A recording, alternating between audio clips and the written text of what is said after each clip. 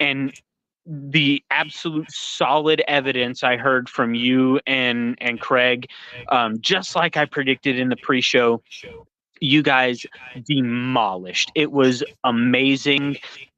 Despite the frustration and aggravation I gathered from Ross and Dustin, and this is my first time ever seeing Dustin, by the way. You guys absolutely made up for all of that, and every time you guys got to speak, sans interruptions, I was made much more intelligent for that. All right. I want to thank Hugh Haman. Correct me if the pronunciation is wrong, but welcome to the stage for the first time ever. You've been a long time audience member, and thank you for coming on. And we have Top Dog Shadiq. I think that's the pronunciation for that. You welcome also. Hugh Haman, given that you first time on the stage, what are your initial thoughts on the debate? I mean, from the very start, in the opening, we saw a completely different approach to the debate, right? Where both Dustin and Ross just kind of non sequitur the entire time, and that was just true for the entirety, right? So it was 3 hours or almost 4 at this point of just nonsense from their side, and as I wrote in the chat, I don't know if you do drink, but if you do, you deserved it. And I think it really, Brian, you have to give Brian the benefit of the doubt. Time does make the nerves duller, but like towards the end of it, he wasn't moderating at all, and it was clear he just wanted it over. I think everyone wanted it over except for probably Dustin. All right, and we'll hand it over to Top Dog. Give us your initial thoughts on the debate, and I will ask everyone to keep this section as short and sweet as possible so we can get through everyone on the panel. And welcome for the first time to our show. Hi. Well, hello. I don't know what to say, really.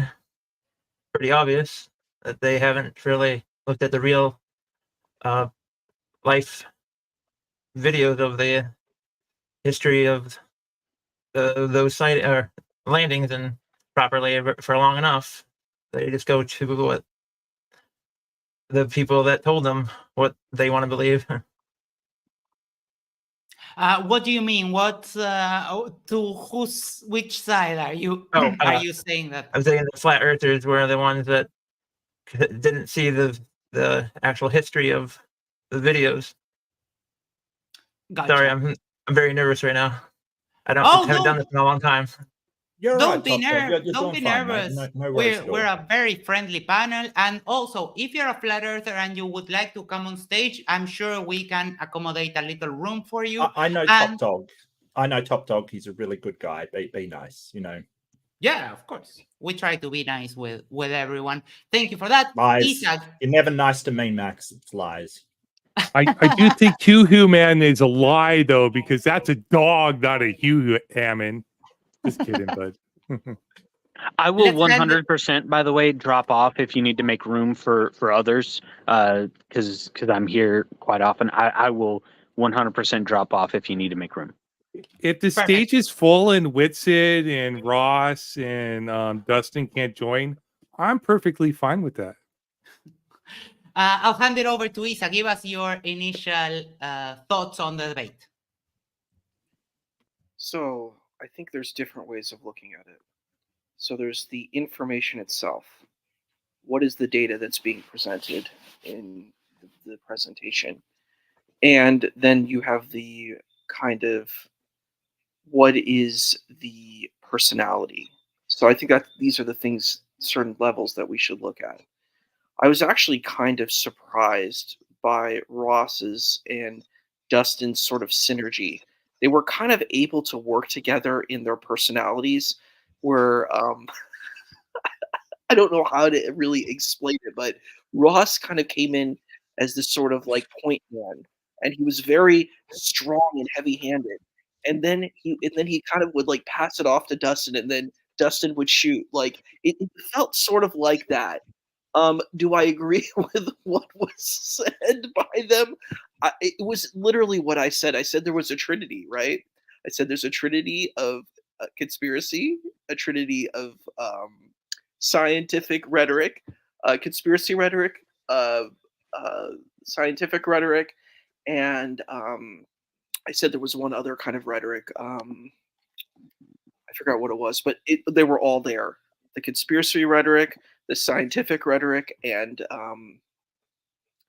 the kind of in this kind of like emotional appeal. It was literally everything that I had said in the beginning, and it was Yeah, you and called it exactly.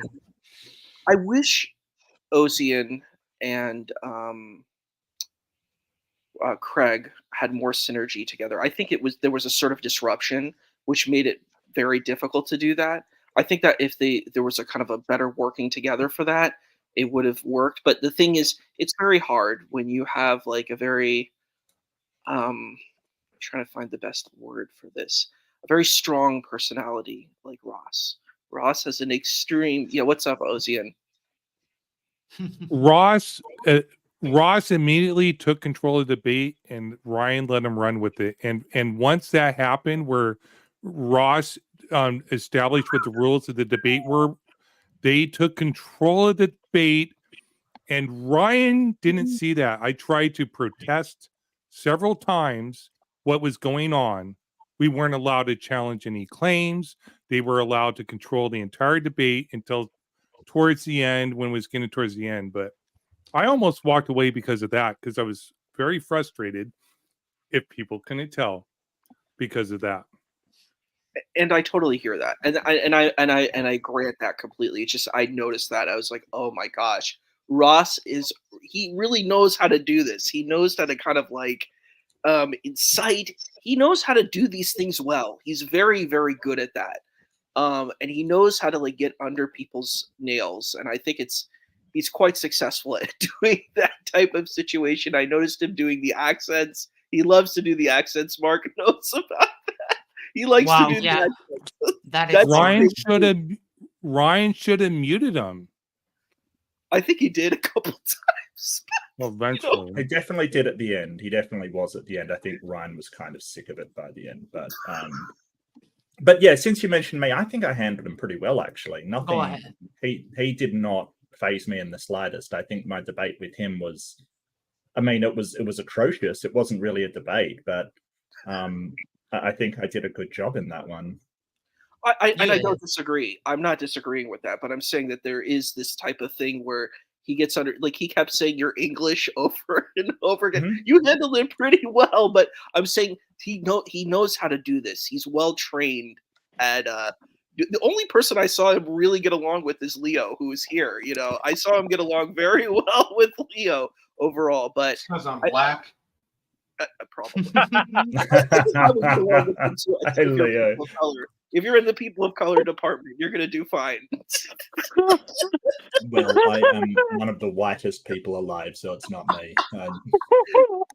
So just to end what I'm saying, sorry, I didn't mean to go on. So, but I just feel that it was a magnificent debate in entertainment, but it was not a magnificent debate in like trying to get the points across. And I know that there was a lot of problems, and I totally hear what Ozian's saying and the rest of the panel.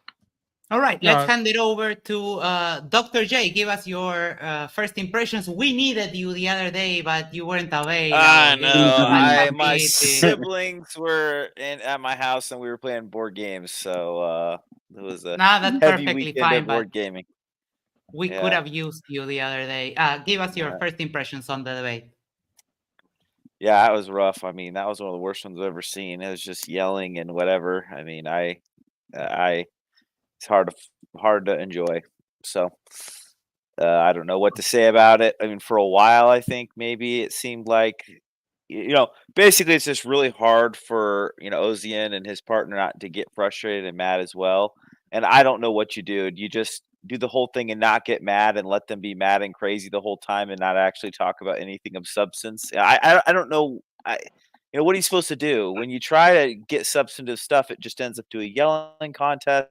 So if you want to seem like you're really nice, you're never going to say anything. I don't know. It just seemed like not worth it. Ozian did his best as it's just really tough. And would it not be that way if Ross wasn't there? Maybe. I don't know, but it certainly didn't go anywhere.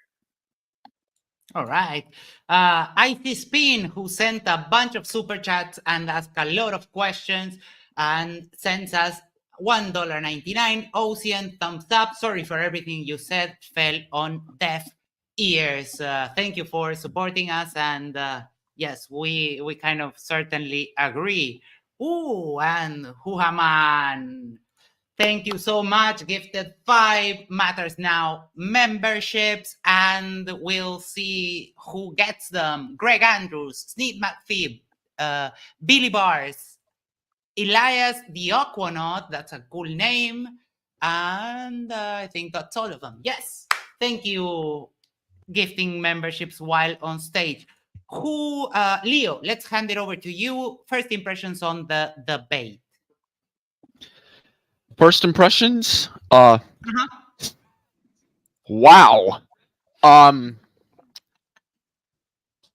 High energy, very, very high energy.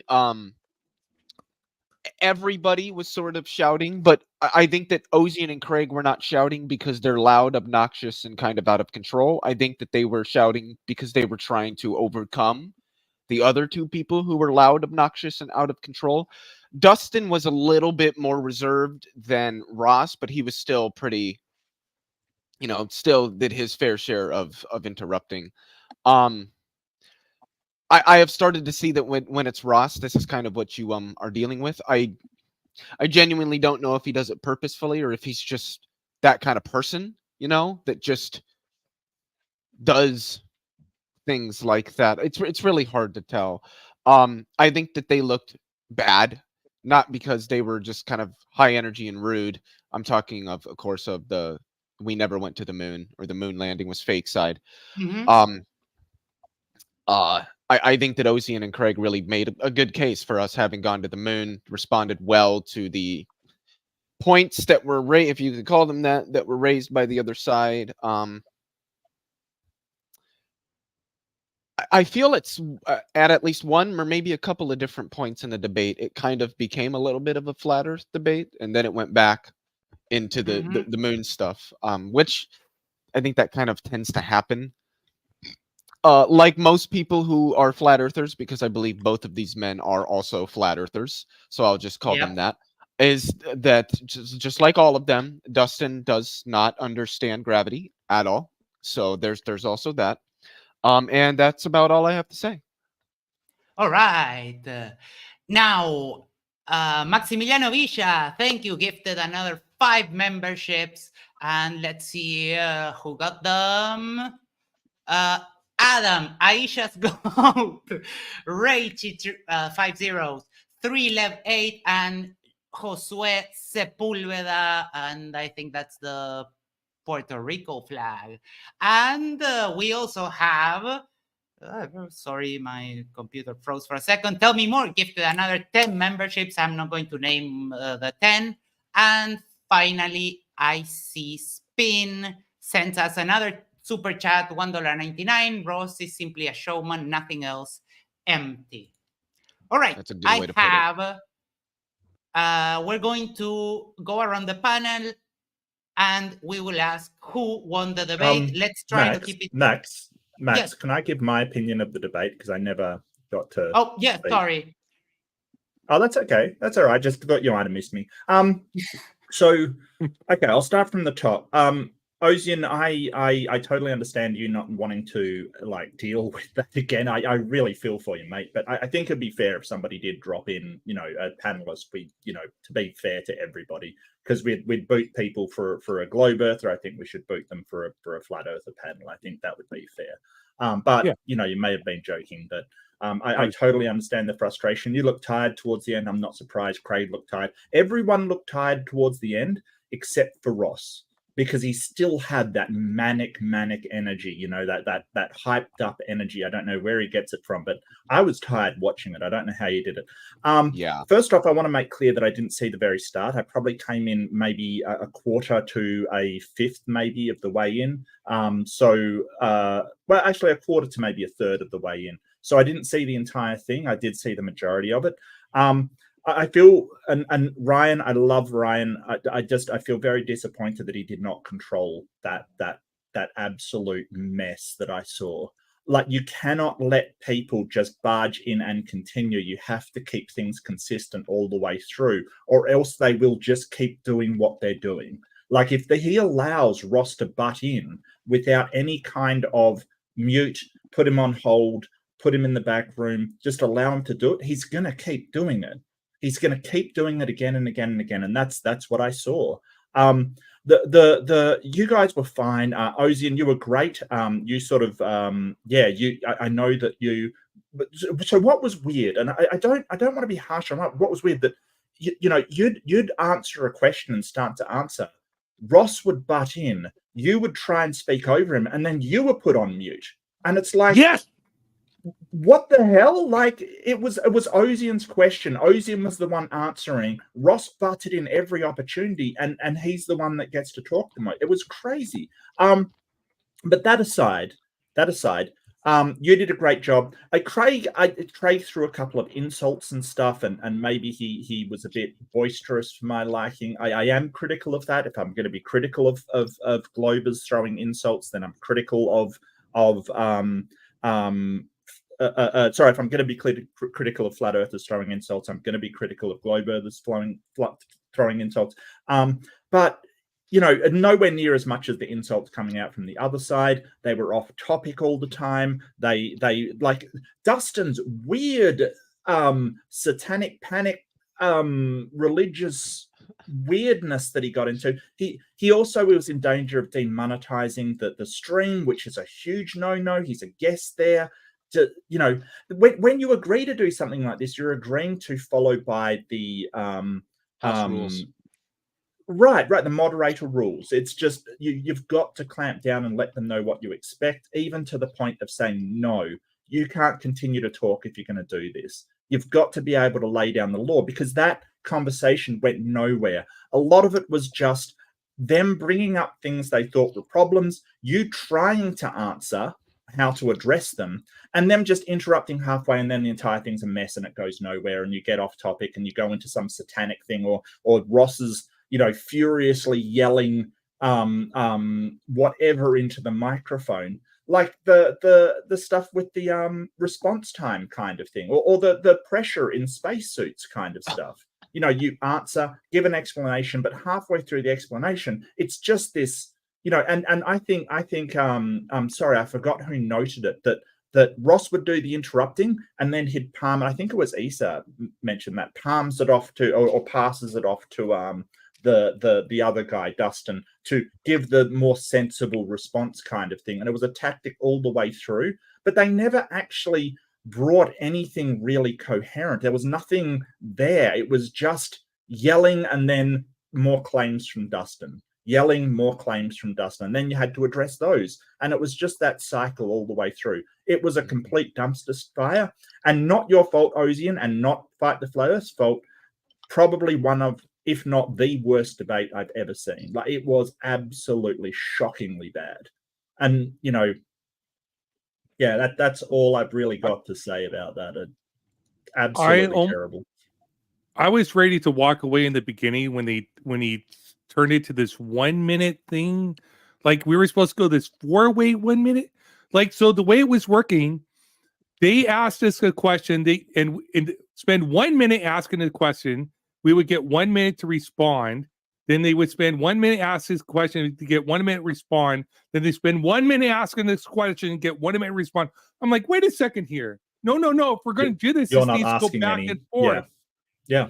But that's what they like. They don't like to have to answer questions. They like asking them and then, sort of deriding the answer. Fine. Kind of. But that's one of the reasons Ryan completely ignored me when I was complaining. We're not getting an opportunity to cross-examine their points.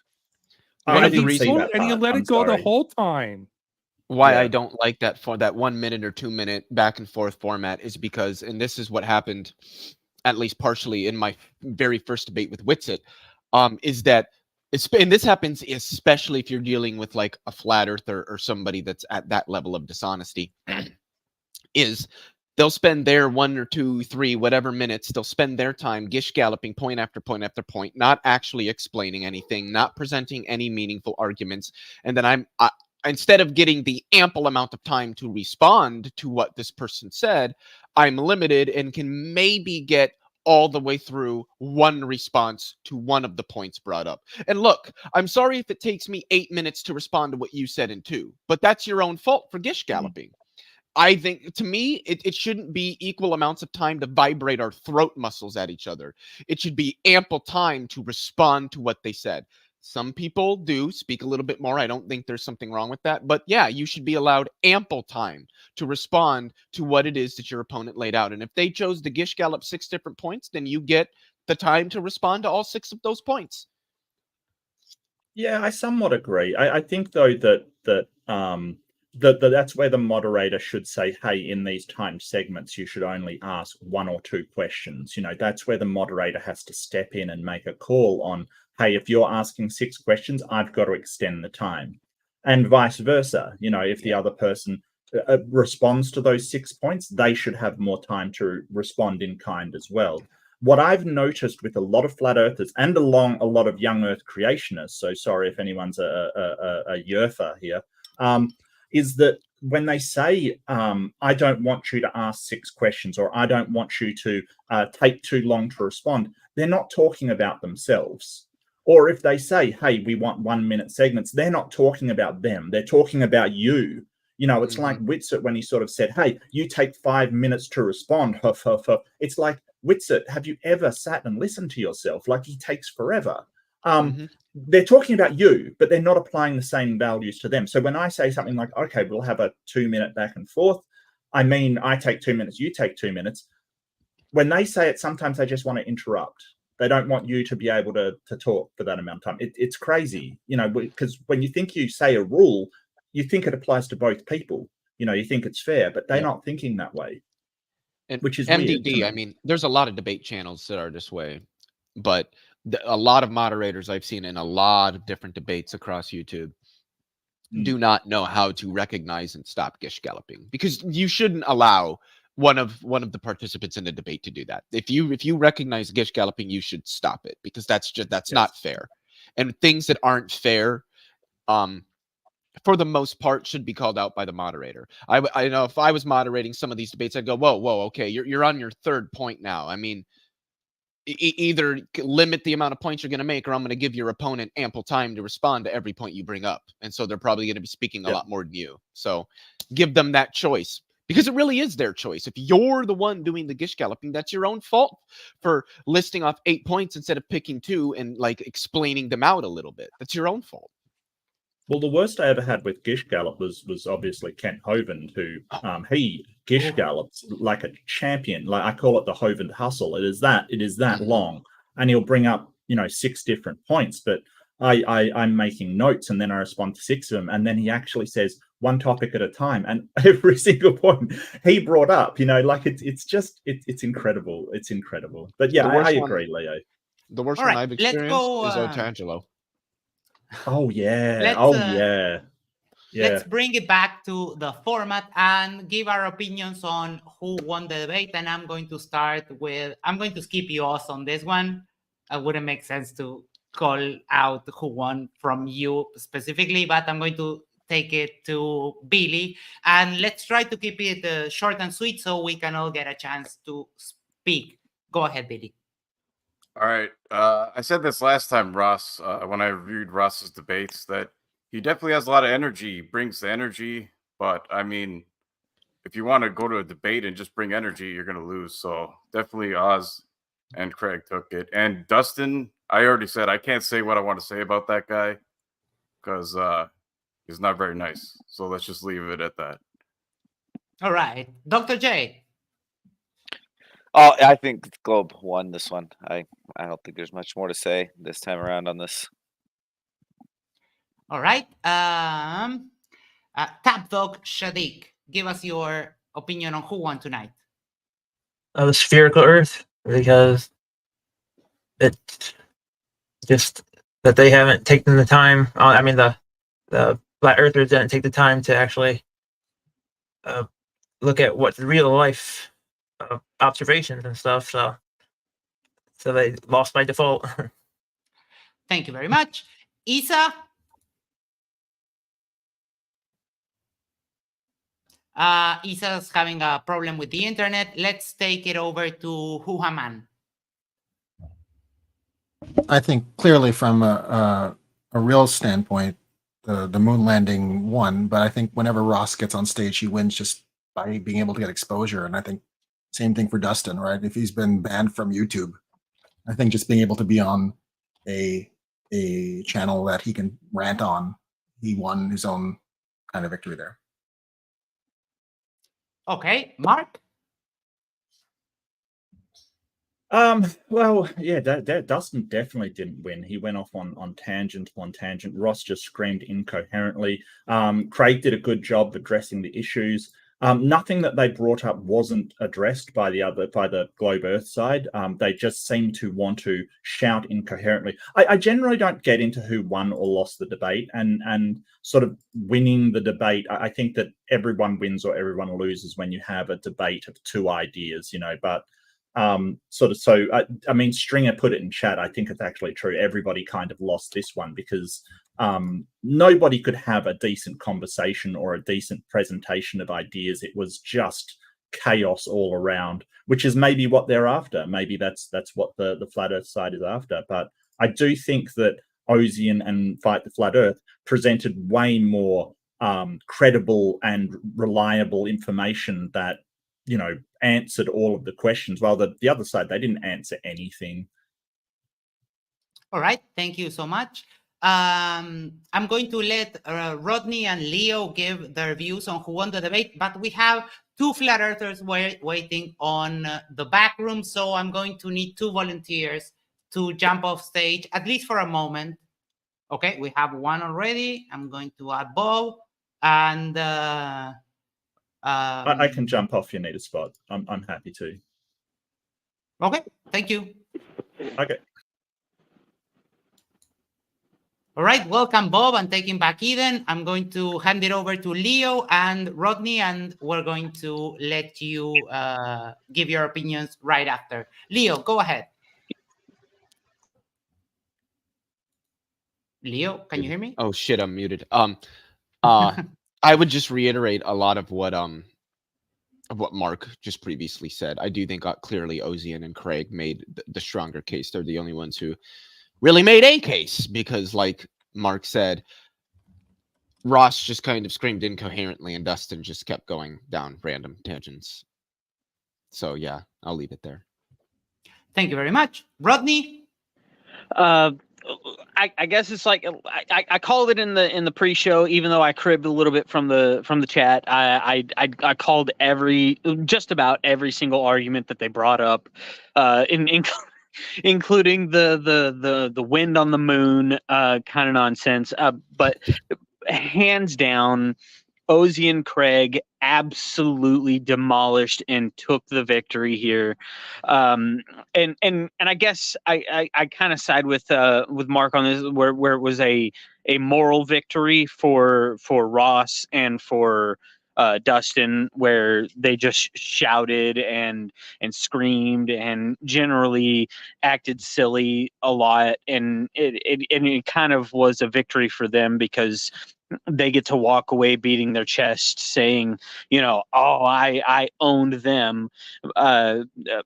So I guess both technically won tonight, but as far as the debate goes, definitely Ozian Craig took the win, and a special shout out to the lunar lander that is currently sitting on this beautiful lady right here, Luna, at this very moment, because we did in fact land a lander on that giant little rock right there reflecting sunlight just recently. It fell over. All right. We are going to hand it over to Taking Back Eden, who has been a long-time fan of the show and supports us, sends a super chat, and is pretty much here in every broadcast. Thank you for hopping on stage for the first time. Who won hi, everyone. For you? Hello. Hi, can you guys hear me okay? Yes, perfectly. All right, it's an honor to be with you all, and I'm just going to share my opinion. If you guys have any questions, feel free to ask me, and I'll be happy to share my point of view, and I'd love to have a chance to interact with all of you. But thanks for letting me on. No problem. Who do you think won the debate tonight? That's a good question. I listened to it for about an hour and a half. It did get a little wild. It was difficult to pick a winner for me. So yeah, I'd have to rewatch it, but I'd like to know what you guys think. So far, we have all, or I haven't said anything, but so far everyone has said that the not a hoax side has won. But let's hand it Yeah. over to Bob, see what he thinks. Bob, Not Flat Earth everybody Bob. said that. Leo and Mark said no one really wins debates, but I agree with them. Yeah. Okay. I think the flat earther won. Okay. Care to elaborate a little bit more, please? Because the globe earthers were just appealing to authority the whole entire time. They showed no real evidence of anyone landing on the moon. All they did was appeal to authority and show evidence from their supposed authority. That's it. Okay. Oz, do you want to explain how it's not an appeal to authority? Appeal to authority fallacy is when you appeal to an authority who's not an authority on that subject. But it's not a fallacy, and it also doesn't make it false, even when you appeal to a false authority. So even a false authority can be correct about a claim. So that while it's like it doesn't logically follow that false authority would be an expert, it doesn't also follow that he wouldn't be an expert on that particular like little bit of minutia for that claim. So it depends on the argument. So my argument had nothing to do with authority. My argument was an historical argument, not an appeal to authority. Exactly. All right. The next prompt I have for tonight are what are your remarks or any thoughts on the opening statement of the hoax side? You can choose to talk about one or both. Let's try to keep it short and sweet so we can all get a chance to speak. And this time we'll start the other way around. Flat Earth Bob, what are your thoughts on the opening statement for the hoax side? Yeah, it was good. They were just exposing all the lies regarding the moon landing. No, we can't go into space. We can't get past the radiation. We can't land on the moon. The moon is not a solid surface that you can land on. Why are there craters on one side? Why do we only see one side of the moon every night for millennia? This is not some magical mystical thing. This is a magical mystical thing. This is not just, oh, it's one side because math. No, that's really stupid. What was their argument? Just curious. Can you like what was Dustin's main argument? Are you familiar with it? Yes, he said that we can't get past the radiation, the Van Allen radiation belt. You didn't watch the debate. We did. No, he did say that. Are you the flat earther person that has been joining our streams recently? The one that's just called Flat Earther? This is my first time here. Okay. I don't think it's his first time here. All right. Yeah, there was another flat earther yesterday, I believe, right? It sounded somewhat similar. He sounds really similar. Yeah, I'm going to hand it over to John, taking back Eden. What's your opinions on the opening statements for the hoax side? Oh, thank you. Unfortunately, I didn't catch the introduction, so I'll have to pass it off for someone else's input. Okay, no problem. Fair enough. you. Thank you for that. Isa, take it away. You're muted, Isa. You're muted, Isa. Isa seems to be having some technical difficulties today. Let's hand it over to what's his name? Top Dog Shadik. I have the attention span of a gnat. Go ahead, Top Dog. Give us your thoughts. Sorry, I don't know much to say because I was busy with other things. All right, I'll hand it over to Leo. Did you get a chance to listen to the opening statements? A little bit. I don't know what really they said. I didn't hear an argument. Maybe somebody else did, but yeah, it was just kind of, it's all a conspiracy, and that was about it. All right, Rodney, give us your thoughts. Yeah, there was a lot of conspiratorial talk and rhetoric in their opening remarks. I didn't hear all of Ross's because I was working on supper at the time, eating it. But as for Dustin, and this is my first time ever seeing Dustin on a debate. I did look him up before the debate and saw what he was tied to. But yeah, it was a lot of appealing to the same old rhetoric, same old conspiratorial nonsense. It didn't seem. It really seems to me. It felt like there was no real argument being made. Like there was nothing substantive being said. So like it didn't feel to me like anything that Dustin brought up was actually an argument against the lunar landings, against any kind of fact that we did go there. And I know this isn't the point of this prompt, but like on the other side, there was direct addressing of that very fact that we did go there, and they brought up so many other things, and we'll get into that, I'm sure, in just a minute. But the fact that everything has to come down to conspiracy against specifically the flat Earth delusion just kind of screams more and more. I don't know what I'm saying. I don't know what I'm talking about. I don't know what the arguments actually are. I don't know the science. I don't know really anything that can show that my side is correct. But somehow I do know that I'm correct and that everybody else is wrong. All right. Seems that we have managed to get Isa back. I skipped over you. Do you want to give us your thoughts on the opening statements for the hoax side? Oh, Isa's having a really bad internet day. Dr. J, take it away, please. You're muted. I would probably say that I had a hard time even following what they were per se. I remember something like become a Christian, believe in God, the government's bad, and the Globers are lying to you. And there was probably more, but that's the part I remember. So I guess if you find that convincing.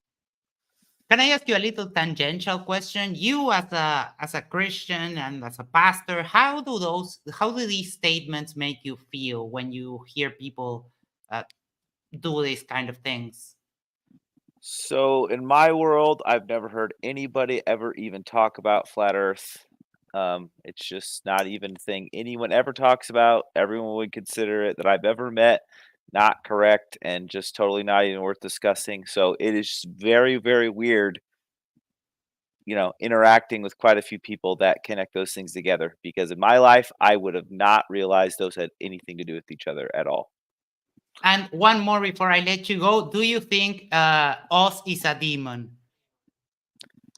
Well, we didn't need to watch this debate to know that is true. Thank you. All right. We have got Isa back. Before we lose you again, Isa, give us your thoughts on the opening statements for the hoax side. I'm so sorry. I was gone for just a minute. I was supporting a brother here who lost a brother physically, so I was just doing a little emotional healing. So I'm sorry that I was gone for a bit. I don't know if you called on me. You said who'd won the debate. I don't know if I answered that. I think personally, argument-wise, I'm going to go with the Globe. But I definitely think whatever that. I think if it was like a might makes right debate, then it would have looked like that Ross and and Dustin won. But if it's based on like rational arguments, obviously I think we know who won. But that would have been my answer. I already think I said that. For the opening statement for the hoax side, I did listen very carefully, and it was exactly what I said it was going to be. They went right into conspiracy. That was the opening argument. It was all about conspiracy. It's like, look, you have been lied to. This is deception from the government. And I understand that position, especially when you're a kind of marginalized person in society. You're going to buy into that. And it's not completely wrong. There are conspiracies that are true.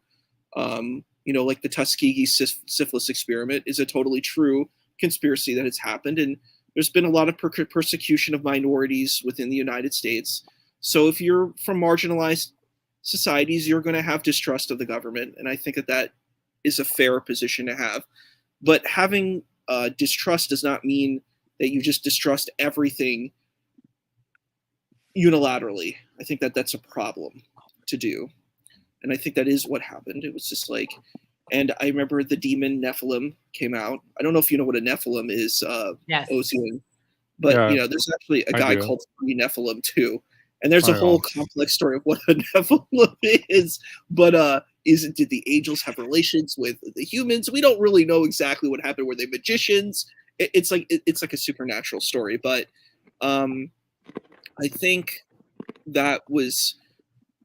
Dustin had a kind of a technique where he kind of is soft-spoken. He's like, yeah, all of you guys, you're just fools. You're crazy. I did vocally protest Mark a couple times. Sorry, Nisa. I vocally protested Ryan a couple times.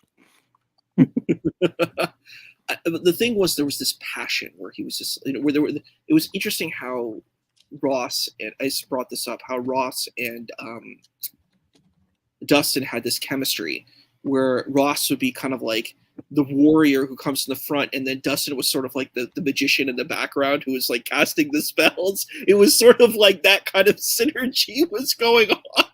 It's just like, this is wild.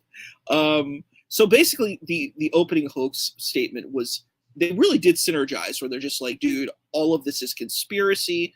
It's all a lie. And it's actually interesting to hear Ross's position, because Ross is saying he's not a religious person. That is his claim. He's like, I don't really believe in this stuff like Dustin does. So it's weird. We don't know which one is it. Sometimes yes, sometimes no. He's misusing the word believe. Mm-hmm. He's right. Not... Let's sorry. I'll finish what you were saying. Bon appetit, by the way. So for me, belief means a proposition I accept as true. He's taking belief to mean something that you accept as true based solely on faith. Mm-hmm. And he did cheer when Dustin said that the earth has a firmament. Like, there's no way you can believe the earth has a firmament if you're not religious. I'm sorry. I'm going to hand it over to Billy. Give us your thoughts on the opening statement for the hoax side. Okay, Ross brought up the debunked fact about that we can't go past low Earth orbit, and he mainly said that he didn't trust the government and that we're slaves of the government. And then Dustin brought up his same script that he used the last time, except he brought he already left out the anti-Semitic part. That was it. Thank you so much. Oz, any thoughts? Yeah, sure. Their best argument was Dustin's argument that biblical cosmology was true. That I am controlled opposition because I am a demon and a Nephilim combined to be, and apparently I am Illuminati according to the chat, or was it I'm a Mason. I'm a Mason. Mason, yes. A Mason, yeah. Best I stuff. actually am a Freemason. That's the funny thing. I'm I'm a Freemason and I'm a Jew. I'm both of those things. yeah. But I don't look like them. So, like, but it was easy for me to dismiss that claim. So, like, their argument was horrible. And then he tried to appeal to 2 testimonials, but neither of the testimonials actually addressed whether we went to the moon or not. The first testimonial was an astronaut, Gibson, the guy that died in the Gemini or Mercury mission or whatever. Can't remember his name off the top of my head now. He said we wouldn't go. Yeah. He said we wouldn't go for another 10 years. So he was off by like 6 years or something. But that's a prediction. So that's not a statement. Yeah, so he can appeal to that as an authority for a prediction for a future event. But we actually went.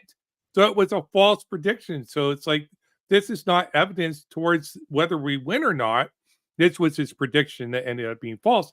And the other one was a guy that says we couldn't get above low Earth orbit with the equipment we had in 2015. But that was based on the equipment we had in 2015. And he's reading into it like, because he's a psychic. He's a friggin' lunatic. This guy is a lunatic. I didn't find out I was debating these guys until like 2 hours before the debate. I was almost okay with Ross because Dustin, I think, is a horrible human being. But I can't debate Ross. I could debate Dustin. Now I'm going into the people, but I think that was like their best argument.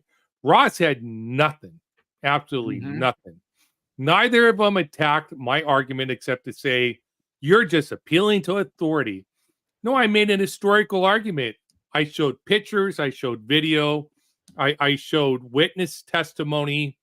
And I showed hostile witness testimony that all collaborated that we went to the moon.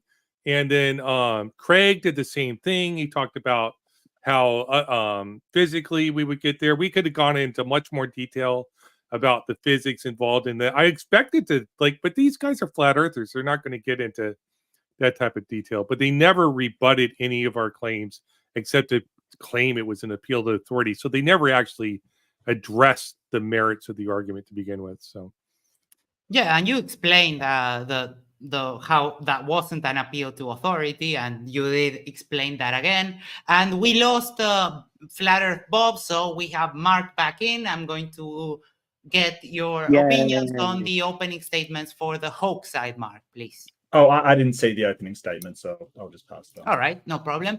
One thing I would like to point out for a second is that, yes, Oz brought first-hand and second-hand evidence, testimonials of people, and the hoax side dismissed that.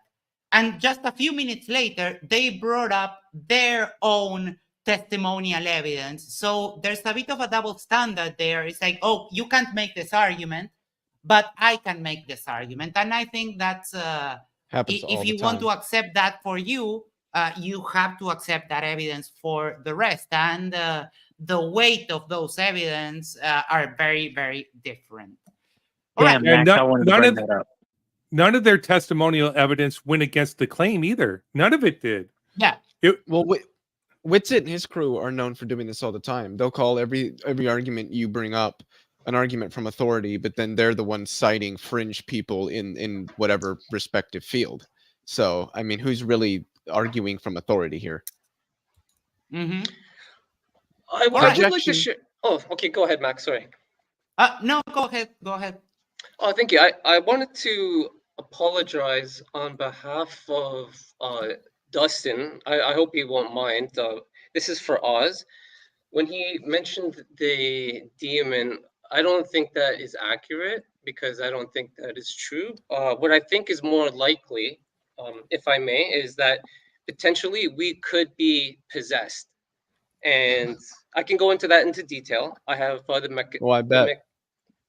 So I don't want him to go around calling people actual demons, but I do believe that people can become possessed, and I do have the mechanism. I can expand on that, but I don't. Not today, thank you. Maybe Okay, yeah, another anytime, show. anytime. And I did want to have Dr. J's opinion on that. What did Dr. J think about Dustin labeling? Do you want So to go the over Neph- that, guys? Or?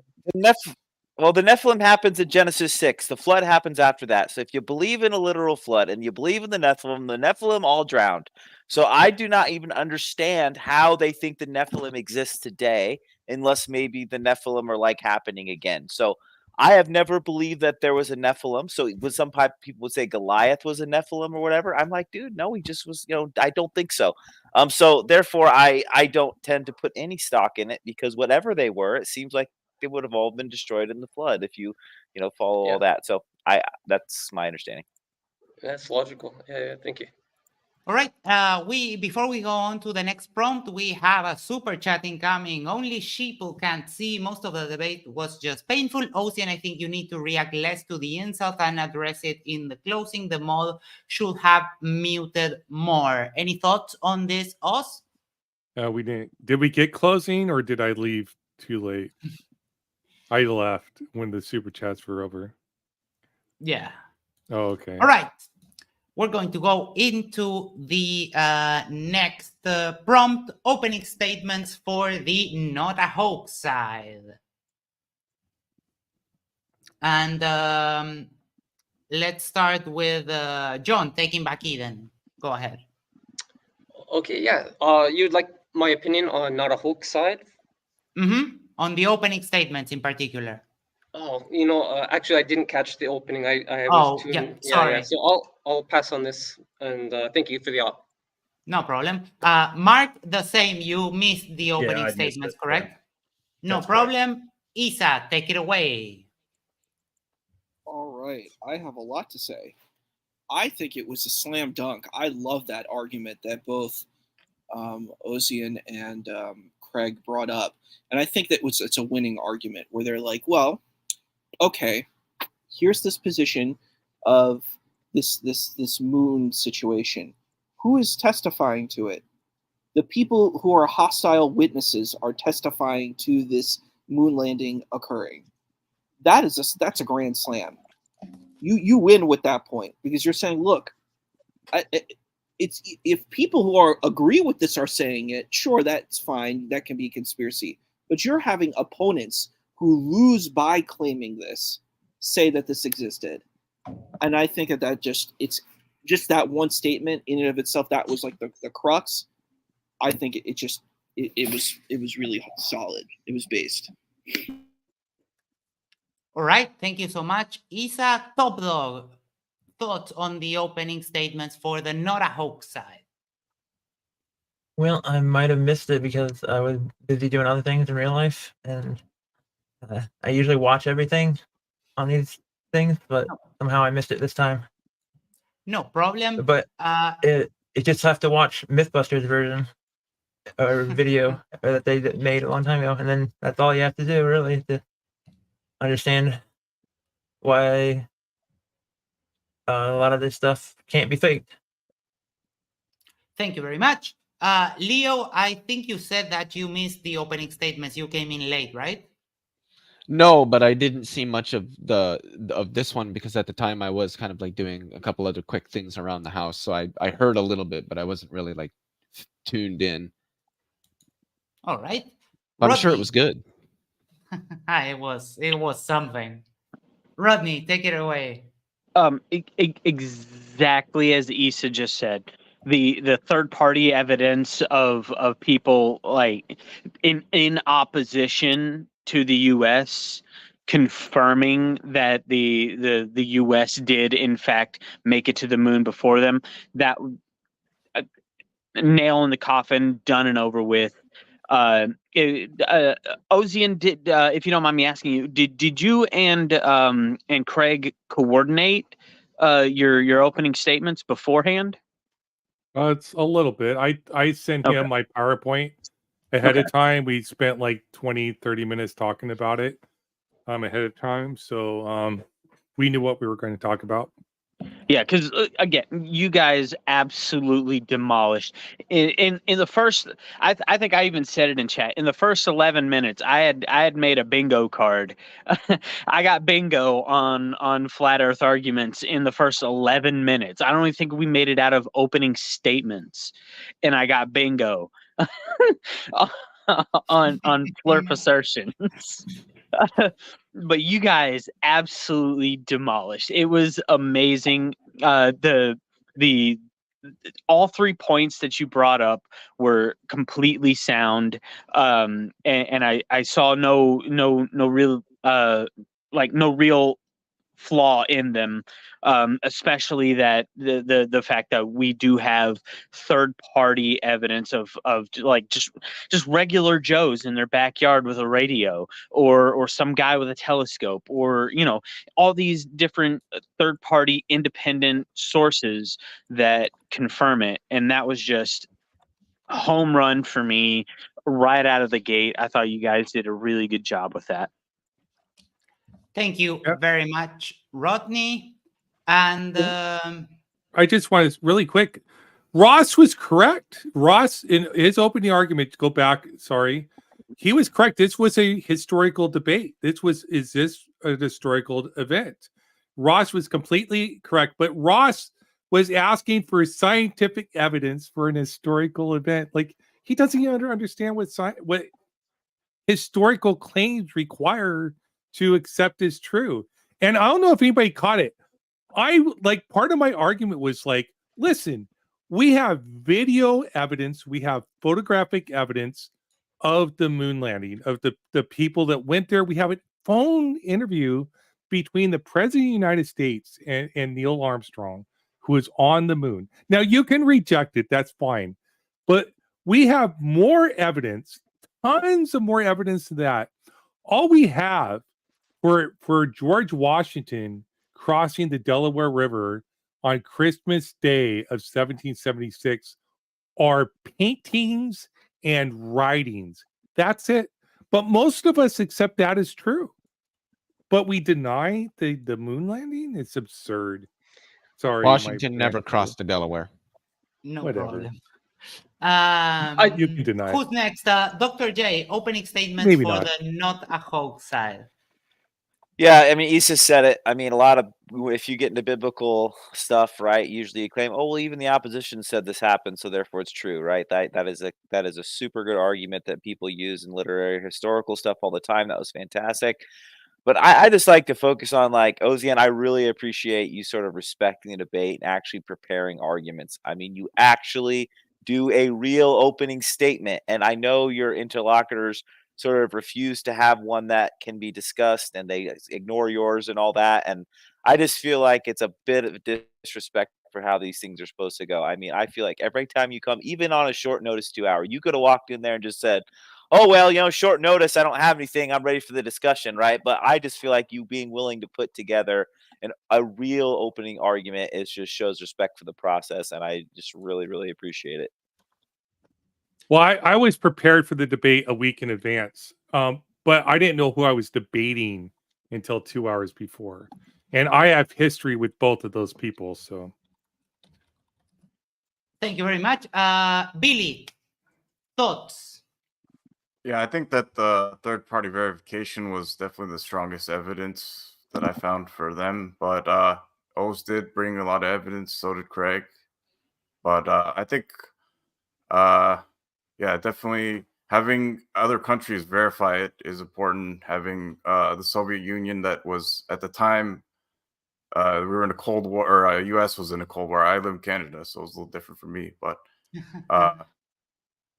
and then Australia had to help the signal. They received the signal and then transferred it to NASA. And then Puerto Rico, Craig brought up those countries as well. I think he brought up another country, but that was the main points I got from it. Thank you very much. And I do agree. I don't think I have anything else to add. That your opening statement today, I actually feel was far superior to Craig's Fight the Flat Earth. I think you did an awesome job tonight on all of your claims, which most of them went completely unaddressed by the other side. Okay, so before we go into the next section, we're going to do a little bit of super chats. IC Spin, $2 says, Mark Reed, can you still man moon phases for hoaxers? Okay, so yeah, so I just want to add that it was funny when apparently IT Spin sent that question asking him to steelman mood phases, and Dustin didn't even understand what a steelman was. And then usually it's the mark of a really disingenuous person in a debate when they don't even try to steelman, which they didn't even try. They were like basically, no, can't do it. No, you can always try to. Sometimes you're not successful, you can try to. But basically, whose side am I steel manning here? Am I the hoaxer? For the hoaxers? Okay, so I'm steel manning the globe side. So basically, it's just the position of the sun on the moon creating shadow where the sun is blocked by the moon. Flat earthers, they always mix it up with lunar eclipses. They think the Earth is causing the phases. It's not. It's just the position of the sun putting light onto the moon, and depending on where the sun is and where the moon is, it creates a shadow either over half of it if we're side on, or 3/4 of it if it's mostly round, or if it's completely round, it creates a no moon at all. So yeah, that's basically my best steel man of it, which is also it's very hard to sort of get an answer of why do phases exist if the moon's just a light, a luminosity, right? Why does that happen? Because luminous objects don't create shadow, kind of thing. God done it, is what he said. God put it there for us to be a clock. Oh, That's what Dustin explained. Yep. My Thank God, you very done it. much. We're going to go into the next super chat. A clock or a calendar? Calendar, clock. Oh, okay. Isn't a Whatever. calendar effectively a type of clock? It's a way of keeping time. Yeah, kind of. All right, Bob, $5. Thank you very much. Space denial is the core tenet of the Flirt religion. It's not even up for question in their mind. Great job, Oz. Sorry, it was a cluster. Anything you want to say? Clusterfuck? Yeah. No, I avoided saying it. We can say we can't say fuck within the first 7 seconds of the video or too often. So we already met our limit. Oh, fuck. As long as we don't say it one more time. But anyways. You said we get 7 times to say it? Because I'm about to say it 6. No, within the first 7 seconds, and not too many times. And not too many times.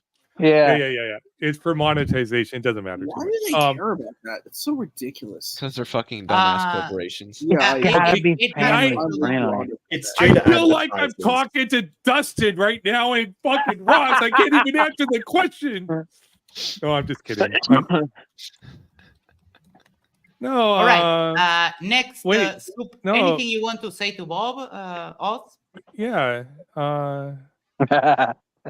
Great job, Oz. Oh, thank you. Yeah. I did. I was hoping I wouldn't get flurfs. I was hoping that we get just moon hoaxers or moon landing deniers, or like we didn't do it back then, but we're doing it now and doing a historical argument. But once I saw it was Ross and Dustin, I was like, whatever. It's going to be a flurf debate. All right. We'll go to the next super chat. Can I say something about that first super chat? Wow, super chat real quick. Yes. Super set. I can't remember who it was. It might have been Austin. It might have been Whitsitt. But he said something about space doesn't exist, and I was just like, wait, so where is the Earth at, regardless of its shape? Like, where are you at? Where is anything if it's not in space? I said to him, like, if you had a bunch of matter but you had no space, where would you put it? Huh. I think they're talking about like up your butthole, like maybe the vacuum of space known Yeah, deep colloquially. I think space. they think it's That's what I'm sort talking of- about too. Yeah, but I think they think it's water kind of thing, so it's not. Yeah, actually they're vacuum. wrong. Yeah. They don't know what it is. No, I realize that. I'm not making that argument. I'm just saying I think that's what they think. Yeah. because they don't understand what technically space means. All right. Only sheeple can see $5. I believe that's New Zealand. Even though you knew the response for every argument, letting them bury themselves without interruption would be best. Then they have to defend it. I'm guessing this is directly for you, Oz. Okay. I don't know. Like when I was interrupting, it was to make a point that I need to have an opportunity to speak. Like because the moderation wasn't allowing me to speak. And the people, we were going to meta arguments. Like, why are we doing meta arguments? Yeah. So I don't know. Yeah. Like, I wasn't trying to interrupt. Now there were times where Ryan was telling me, "You only got 1 minute." Ryan, listen, you've kept me muted for like I literally probably only spoke like maybe 15% of that whole debate. I'll bet you to go back. I would say less. Yeah. Yeah. So and then he told you only get 1 minute. Oh no, I want to spend the time it takes to answer this question. You can mute me. Yeah. I actually kind of like that part where he said something. You were like, "No, I'm going to continue. I haven't gotten much time to speak," and I was just like, "Yeah, hell yeah, you know that's Leo approved." All right, and we're going to the last super chat we have for now. Remember, super chats get priority. I choose messages that I find appealing to show on screen, but if you want a guarantee that we will talk about it, you can send in a super chat. The next one, Icy Spin, $2. Shower. I don't know what he means, but will there Shower ever thought. be a shower thought? Okay. Will there ever be a flat Mars society? What an interesting question. Thank you Mars very isn't a much. real object. It's just a dot on the firmament. Here. There's Well, like can you 4 imagine- different answers to that question, depending on like which version of which side you come from. But like That is from the globe side, like no, we've observed Mars to be a round object, so no. But from like the flat earther side, okay, well, sure, we've observed Mars to be not a flat surface, so yeah, sure. But then like another flurf argument would be, well, no, it's just a glowing red dot in the sky that we happen to see. Or another one, no, it's just a distortion of light from the firmament. It's just an electrical object. It's a distortion that we see because of the water behind the glass dome. So I want to try to steelman this question a little bit more than I think we are. And I think Ace is going to appreciate this because I think this is a science fiction question and not like would it happen on Earth. So you can imagine, and sometime in the future, we colonize Mars. We forget where we came from, right? And then people lose technology, lose their past. Would they develop a flat Earth society on Mars? I don't know. Probably. I got a couple of thoughts. Maybe. I got a couple of thoughts. Number Good. one, Go ahead. that'd be known as FARS, right? That's my number one thought. Right?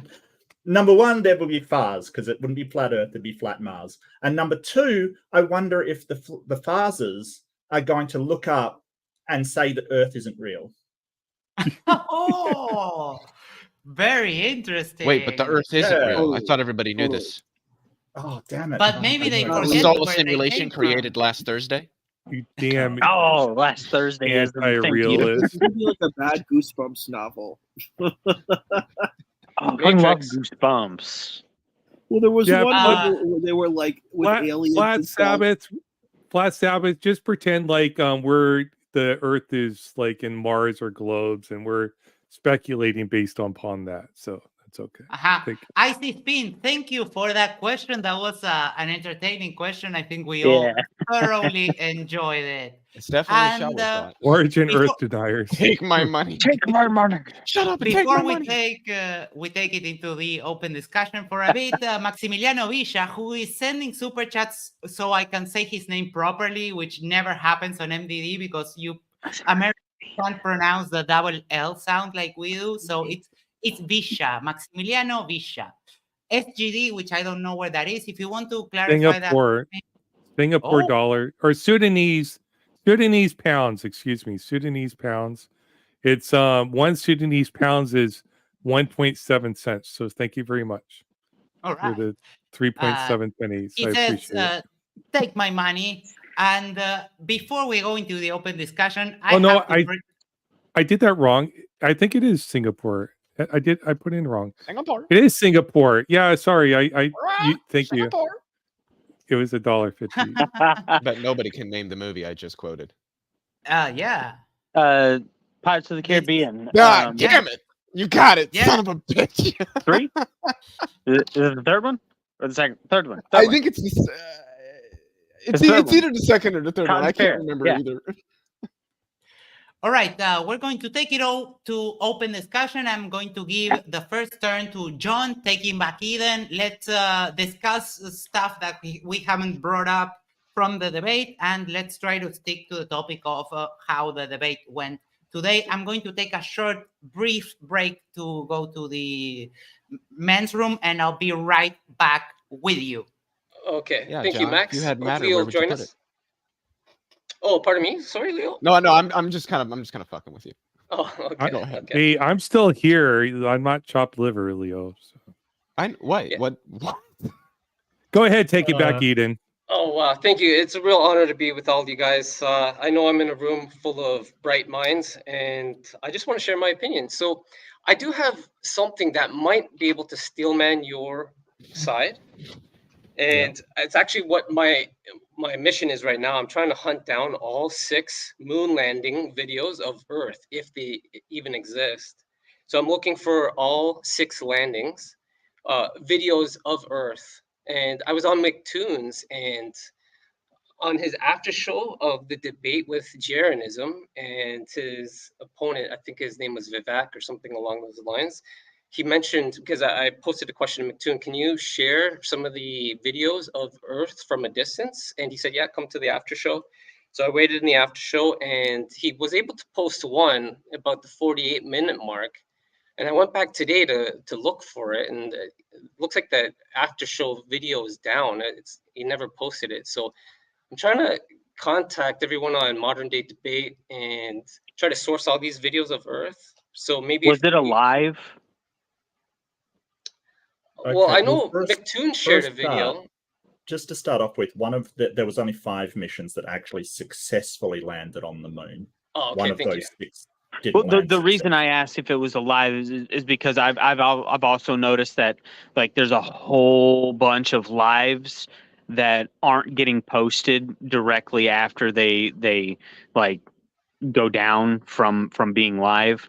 And it takes like a day or two before they actually post, and this is unrelated to other things like I've noticed on like YouTube gaming and other things. So that could be it. I don't know. I was just asking. I was just curious. Yeah.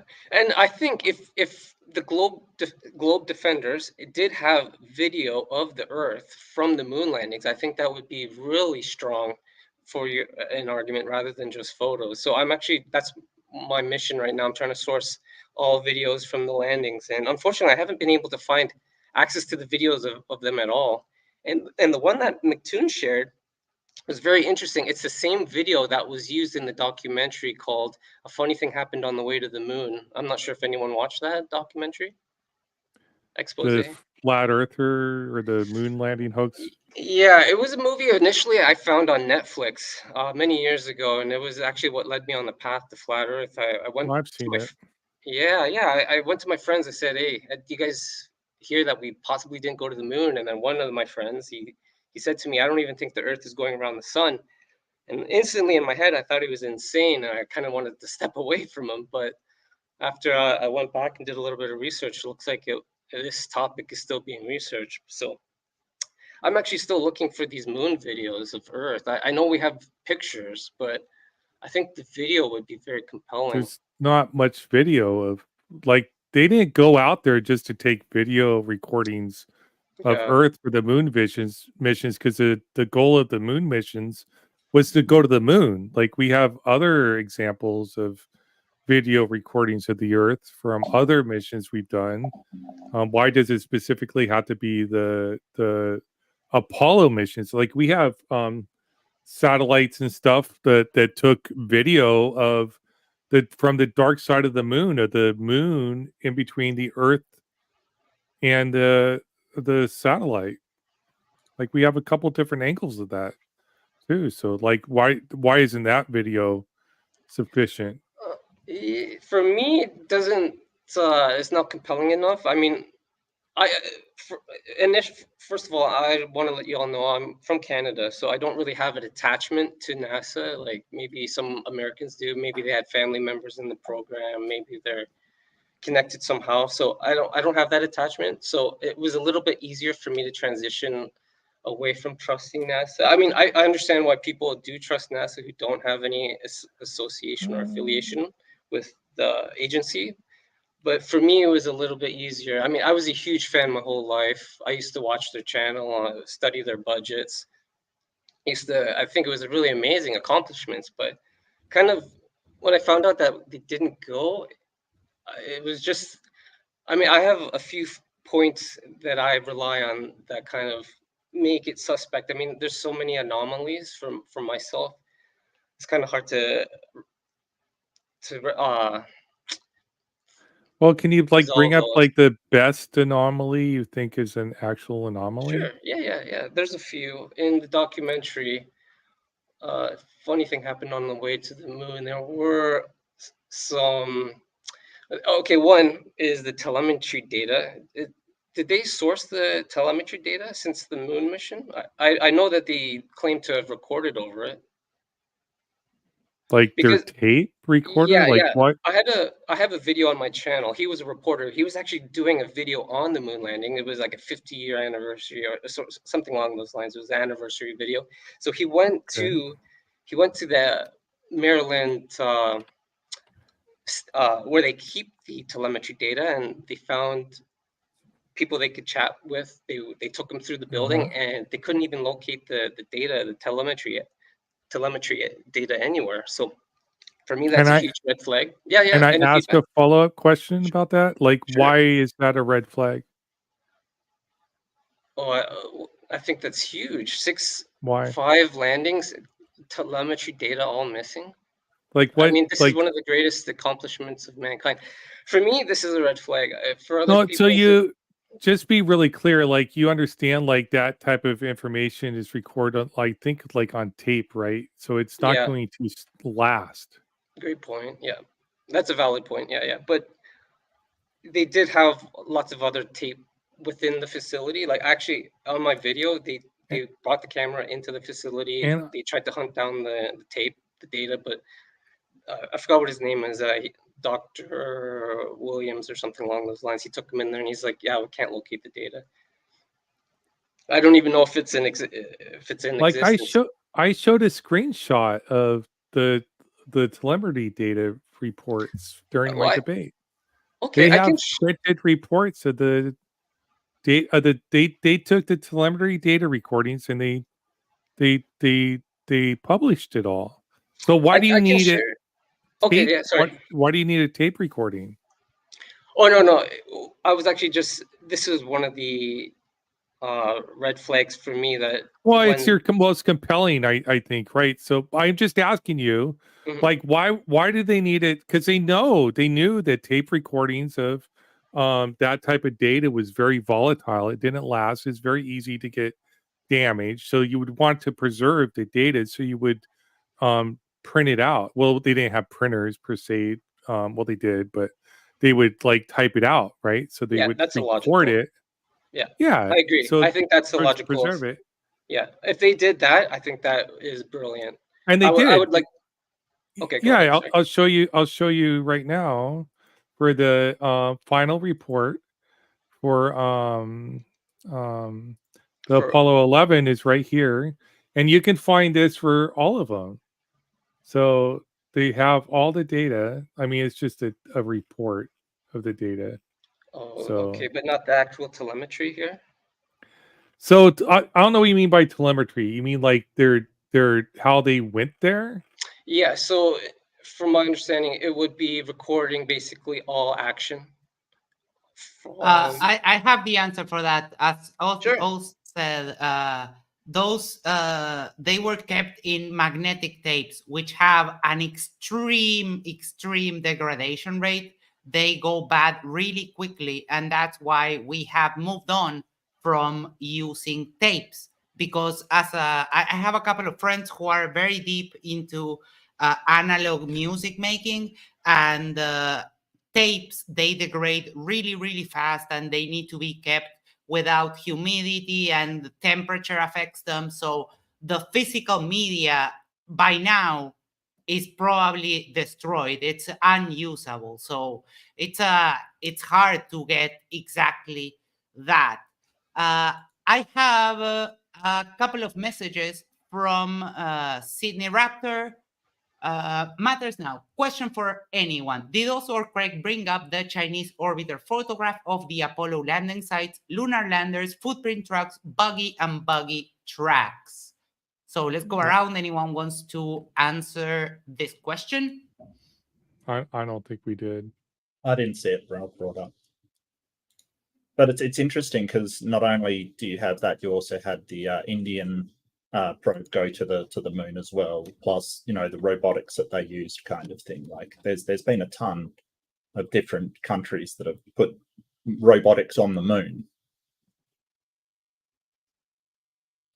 Anyone else want to take a shot at the question? I think I remember at some point saying something. Somebody said something about the tracks don't line up, but that's about the only thing that I remember hearing about it. So I guess I have nothing further. All right. And this one in particular is for you, John. Ask him if he thinks they had a mobile of Earth hanging in the window like some people will perpetuate. Do you believe that? Do you think that? Oh, great question. Thank you. While I was at the McToon after show of the Jeranism debate, the video that McToon played was the same video that was used in the expose. Yeah, so I found it really odd because I took a screenshot of the McToon video that he shared, and it was the same video. You can actually see the globe, and then you also see another light in the frame, which some people believe was actually a diffuser light that was used to illuminate the control buttons within the cabin. I'm not sure if anyone's actually seen the full documentary here. Funny thing happened on the way to the moon. No one. It's okay. It's okay. Nathan I've seen Thompson it. used it in my debate. Yeah. Okay. Is Welcome that to the stage. Hey, thank you. Is that the fellow that punched Buzz Aldrin that made that? I believe. I heard that brought up in the debate, and it's kind of so. The punching of Bud Aldrin, you've got to understand the context. Apparently, it was this guy that kept following him around and accusing him of making it all up. And so it was kind of this, well, he was really, really pissed about it because he'd risked his life doing this thing and just zot him one. But that wasn't the first interaction between the two. That's the thing. No, he weaseled his way into his house under some false pretenses as well. Yep. It was basically harassment, borderline stalking. Yeah, But yeah, I think that fella's the one who made a funny thing happen on the way to the moon, if I'm not mistaken. Yes, I believe he was the executive producer, and he also created the follow-up documentary called Astronauts Gone Wild, and that was where he did hunt down all the astronauts and brought a Bible with him. Yeah, well, expose from his point of view. So, can I ask you a question on that? Sure, of course. Yeah. If somebody came to me and asked me to swear on the Bible that I was telling the truth about something, if I did, would that be honest of me? Oh, great question. If someone was asking your honesty and wanted you to swear on the Bible, and if you believed on the Bible, then if you did it, I don't see why not. I don't believe That's the a good Bible is question. true. Yeah, I can understand. So I'm if not Buzz sure if Aldrin, if Buzz Aldrin was not religious, Yeah, I great wouldn't question. swear on a Bible either. Like, I mean, if you made Same. me, if you forced me to swear on the Bible, I could just lie because that would mean my swearing wouldn't have any value because I don't believe it. I would swear on a constitution of my country. Has anyone ever seen? Has anyone here seen the follow-up document expose called "Astronauts"? Astronauts Gone Wild. So I doubt why should we think that this documentary, because you can see a lot of documentaries kind of thing, why should we sort of, like Ancient Aliens and things like that? You also have documentaries about, all kinds of different stuff. Why should we believe this documentary is true? Great point. Yeah, absolutely. I think everyone should take what we see on TV with a grain of salt. Just basically go verify it if possible. For me, after watching the documentary, it was a little bit more than just asking them about the Bible. From my recollection, what most of them were actually willing to do it, but when Bart mentioned treason and then punishment of eternal hell, I think that's when some of the majority of the astronauts kind of showed a little bit more resistance. But I do understand what you guys were saying. If they didn't believe in the Bible and if they took it as an offense, I could see why maybe they would want to punch someone. But there's two issues with that. First of all, if you're not religious or you're not Christian, then it would be dishonest to swear on the Bible. Secondly, there's a lot of Christians who believe it's anti-Christian to swear on the Bible, and they'll say, "Well, I'll affirm that I'll be honest." So, like to require like this tradition of swearing on the Bible is like from some weird George Washington thing. It's really weird. It's an American yeah, do they still thing. do that in courts in the U.S.? Yes, and you don't have to because they can't force you to. Yes. Do it. Thank you. Yeah, when I was when I was a fundamentalist Baptist, I would have never ever on my life, on my kid's life, on my wife's life, ever swore on a Bible. Like you could murder me on the spot. You could murder my children and wife in front of me on the spot. I would have never swore on the Bible. It's like Period. It's like idolizing, and it would be like it'd Yeah, be like there would have been committing nothing like you the could do. ultimate sin against the Holy Spirit. Like you shouldn't do that. Like I don't know. It depends on the Christian. My dad used to teach. In my faith, it would have been blasphemy against God the Son, God the Spirit, and God the Father. I would never have done it for any reason, but now, like, sure, I'll swear on the Bible even if I'm lying. If you absolutely positively need me to do it to convince you that it's true, fine. Even if I know I'm lying, I'll swear on the Bible just to fool you into thinking that what I'm saying is true. Even if I say, yeah, I swear I have 4 fingers on my left hand, and I'll put my hand on the Bible to swear it right now. If that'll make you believe me, sure, fine, whatever. But Some no, of the astronauts. I would not swear on the Bible even now. If you offered to pay me, I wouldn't swear on the Bible just because I don't think it's worth its salt to swear on the Bible. Who Yeah, is thank you for it your in feedback. here that's making the claims about, or that brought up the documentary? What's your name? Yeah, hi, John, my name's Taking John. Back Eden. Say that again. Yeah, hi, name's John. Hey John, I'm Shane. Hi, Yeah, Shane. I watched that documentary when it came out long time ago, back when I actually had questions about the moon landing. If I recall,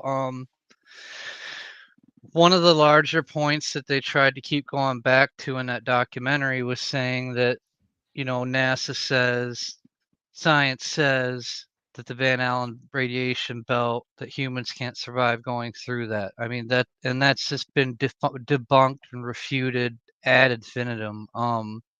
There are parts of the belt that I do believe would be lethal to humans, but we're able to go through, set a trajectory to go through parts of it that are less radiated, not to mention the spaceship itself has shielding. So like, I don't know if it's just dishonesty on the part of the people that made that documentary, or if they are just cherry picking and conveniently not looking further. I don't know the answer to that. Another big one that I remember they pointed out was photographic anomalies, and basically so many different scientists and photographic experts over what, 5 decades now, 5 decades now, have gone over those pictures and can literally explain why there are stars in some, why there are stars and aren't stars in others. Where in this documentary they make claims that this is proof, these pictures are proof that the moon landing was faked, but at the end of the day, it's all bullshit. The entire documentary is bullshit. Okay, And thank you, Shane, for your feedback. Did you watch the first video? I didn't actually hear if you watched the first. I watched expose. a funny thing happened on the way to the moon. I can't remember if I watched the follow-up. Okay, thank you. Do you remember the climax scene? It's Of been that 20 movie? years. It's been probably almost 20 years, but go ahead and tell me That's what okay. it was. Okay, so Refresh in the my memory. climax, they revealed how the shape of the Earth was actually faked. Do you remember that scene? Who revealed that the Well, fake? that's their claim that it That's their was claim. faked. That's right. Yeah, I agree with that. So in the climax, they saved for that movie their greatest piece of evidence on how the shape was faked. So what they found was when Bart, if I'm not mistaken, was trying to produce a film about the moon, in that collection of tapes was one that showed that they were in low Earth orbit a few days prior to the moon landing, and they were videotaping the circular window with the lights shut off in the cabin. I'm not sure if you remember that scene. Yeah, I Well, remember. I okay, hold remember on, that. hold Just on, I don't hold on, remember the hold on. details of So, it, but it was so explainable.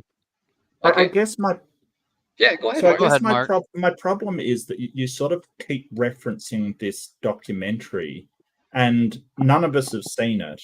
So why don't you just explain the evidence that they had that showed that what they, because at the moment all you're doing is sort of repeating their claims, but really I've what I seen want to it. get to is the evidence of Okay. their claims being true. So what evidence did they provide that what they claimed, the way they claimed to fake the moon, the Earth, or however they did the thing with the window, was true?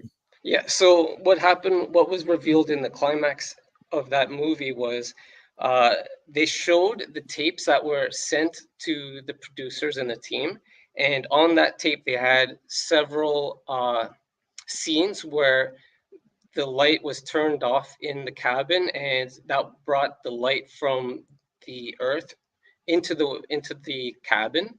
And what they did was they set up a video camera just across on the opposite side of the I believe someone found what plane they were in, but they were on the opposite side of the window, filmed it, and what happened was in one of these tapes, the light was turned on, revealing that they were actually not in space or videotaping Earth. They were just videotaping the circular window.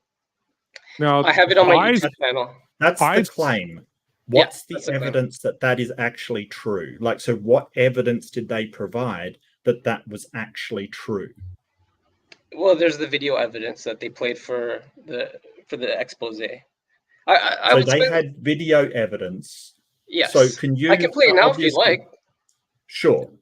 Okay, and then we can take a look. Okay, let me just queue it up. Just one quick moment while I get it. Thank you. While you're doing Alright. that, looking back on some of that, I guess the claim was the climax claims involves footage that purportedly showed the Apollo astronauts faking a shot of Earth.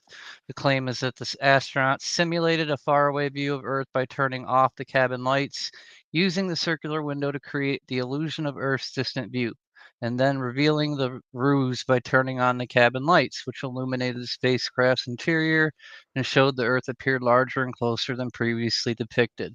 Now, the refutation.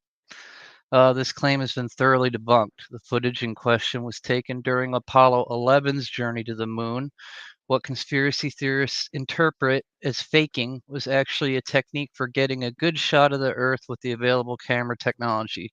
The astronauts were attempting to fit the entire Earth into the frame through the circular window, which required a specific camera setup and positioning. When the lights in the cabin were turned on, it simply revealed that the Earth was fully illuminated by sunlight, not that it was artificially lit or closer than it should have been.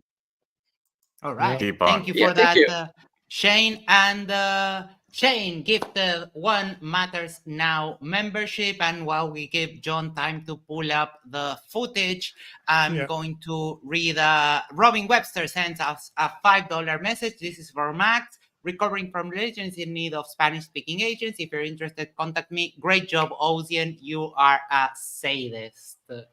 I'm not. I'll get in touch with you, Robin, no problem. And Ocean replied about being a sadist.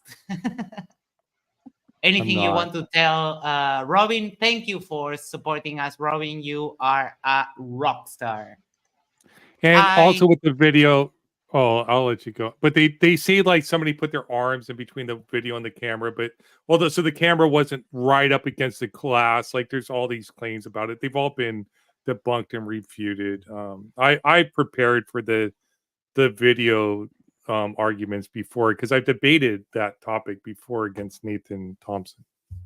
Yeah, it says a technical explanation is that the cameras used on the Apollo missions had exposure settings that needed to be adjusted when going from a dark cabin to a brightly lit Earth. The change in lighting as seen in the video is consistent with adjusting camera settings for proper exposure. I remember what he's talking about. What's really now. weird, during the debate they brought up like, why are there no stars? Like on a shot of the Earth. And I think you addressed that really well, Oz. It was basically just, if you put it on the exposure, Earth would be nothing but a blur of light. Craig said that. Yeah. Oh, Craig said that. Well, I guess your side. I would have too. Well, I had pictures. That's basic like exposure. It's also why on some of the footage on the camera shots on the surface of the moon, there were no stars because you have to turn the exposure down. There is too much light. And because it could be daytime, just like on Earth, you know. It was daytime. In the middle of the Can y'all see the star I'm pointing at right now? Yeah. There's a star right here. Oh, no. Okay, exposure. See, there's this light right here in my garage. There's that light there. There's that light there. Y'all can't see that star, but I can. If I turn my head around right now, I can see that star right there. It's also resolution because of the size of your photo. But... Yeah. All right, John, we're ready for you. Okay, thank you, guys. I'll just pop it over to the other tab here. Can you see it okay? Yeah. Yep. Yes. Okay. Yeah, I'm familiar with this. Yeah, it's been about 20 years. I watched it when it came out. So essentially that was I tried to get it to the time point there. That was it? Yeah. Well, it's a 6-minute clip from the climax. Yeah, I could just play the entire thing if you like.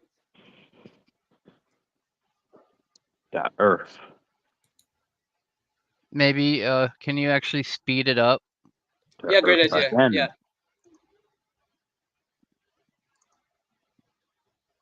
Two times. No. Put it to Go double. to 2. Yeah. Thank you. But you can see the arm where they're making adjustments if you're far enough back. But now this isn't what they did. This is part of the expose. And it's flipped again. Clipped. Man, this is some try hard shit on the part of the creators of this video.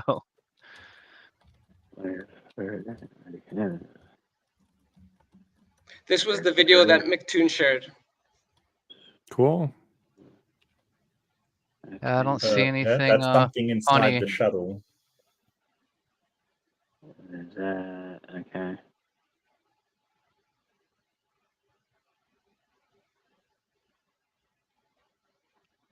I don't see any issue. I don't see the problem. Did you hear my refutation while you were looking for the video? I did. Yeah, thank you. Okay. Like, what's the issue? I don't see it. Yeah, I don't understand. I'm gonna assume he's holding on to what the point of the climax is, that them turning the light on and you suddenly seeing their arm and them somehow shows that it's fucking fake and they're not at where they say they're at. But I It- don't see that in that video. So It you're looked talking like about an the specific astronaut. transition from the lights being off to the lights being on, and the Yeah. guy being in front of the video camera, and then like the window being there. That's specifically it. Oh, Taking Back Eden's. Okay. Yeah, I think he closed the wrong tab, but we Oh. have him back. Oh yeah, we were watching them do it too. Like Thank you, they- guys. Like Okay, simply the- put, it sounds like yeah. they needed the lights off to get the correct exposure for the video they were trying to take, That seems like a nothing burger. and then Like they just that- turned the lights on when they were done. I can see why people would think that. Shane, if you don't mind me asking, are you under 30 years old? No, I'm not Dude. 42. Oh, you're 40. Oh, wow. We're the same age. Okay, thank you. Are you from Yeah, the US? dude. I rabbit holed down all this shit for like 2 or 3 years straight in my early 20s, late 18s, whatever. And it's not that see why I would think that. It's why I know that and I can demonstrate and or explain coherently why there's nothing in that documentary that shows that we didn't go to the moon. There's not one thing in there. There's a whole lot of claims.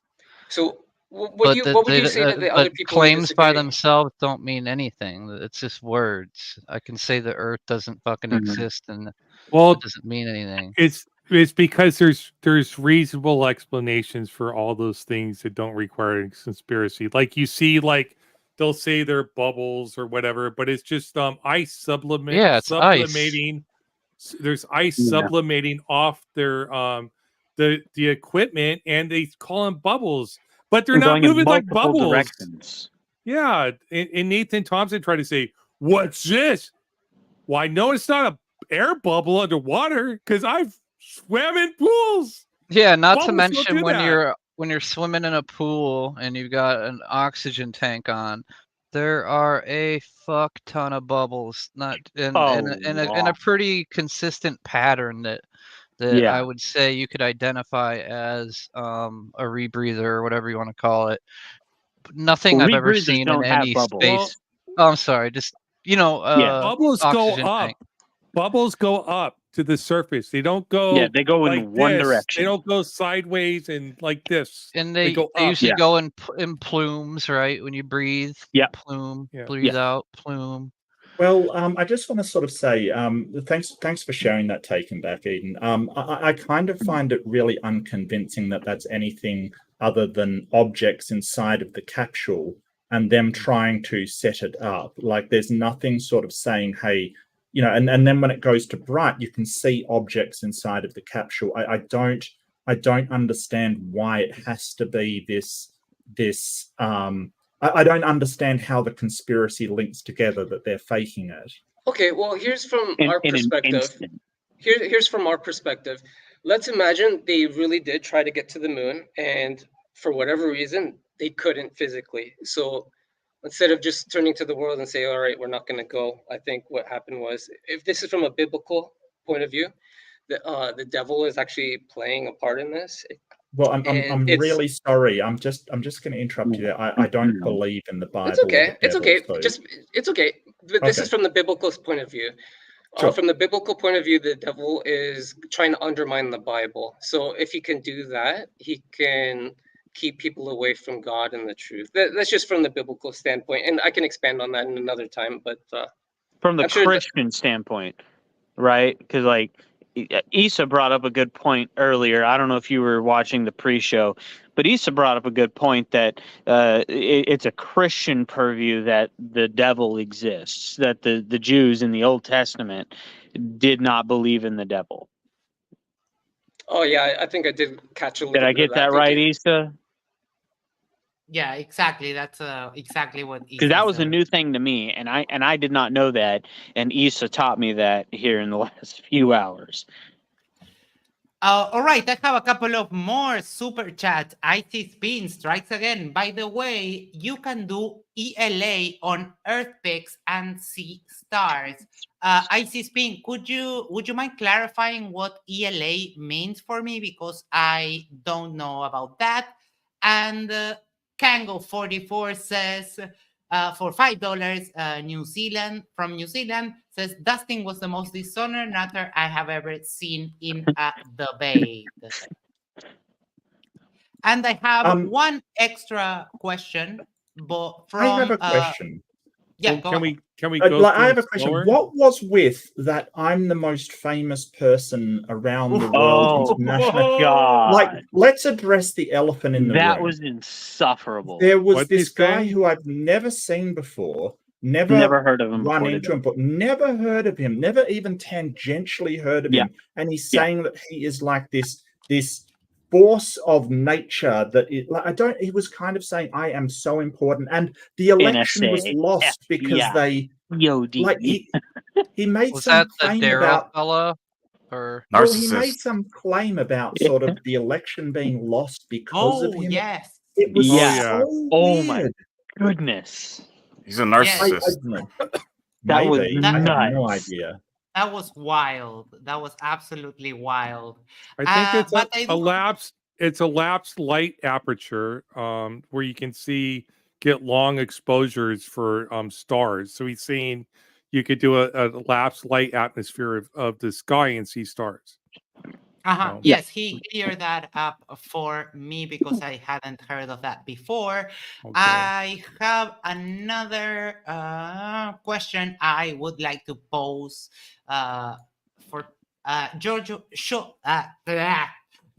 Sarles says, why do astronauts have conflicting testimonies on if they can see the stars or not? They don't. Yeah, they don't. It just depends on who you're asking and what conditions the Or person even in the is way you ask talking the about. question. Like if you ask them, did you see the stars from the moon? They'll probably say yes. But like if they're specifically meaning, did you see the stars from the moon through the camera? It just depends on the way you ask it, I guess.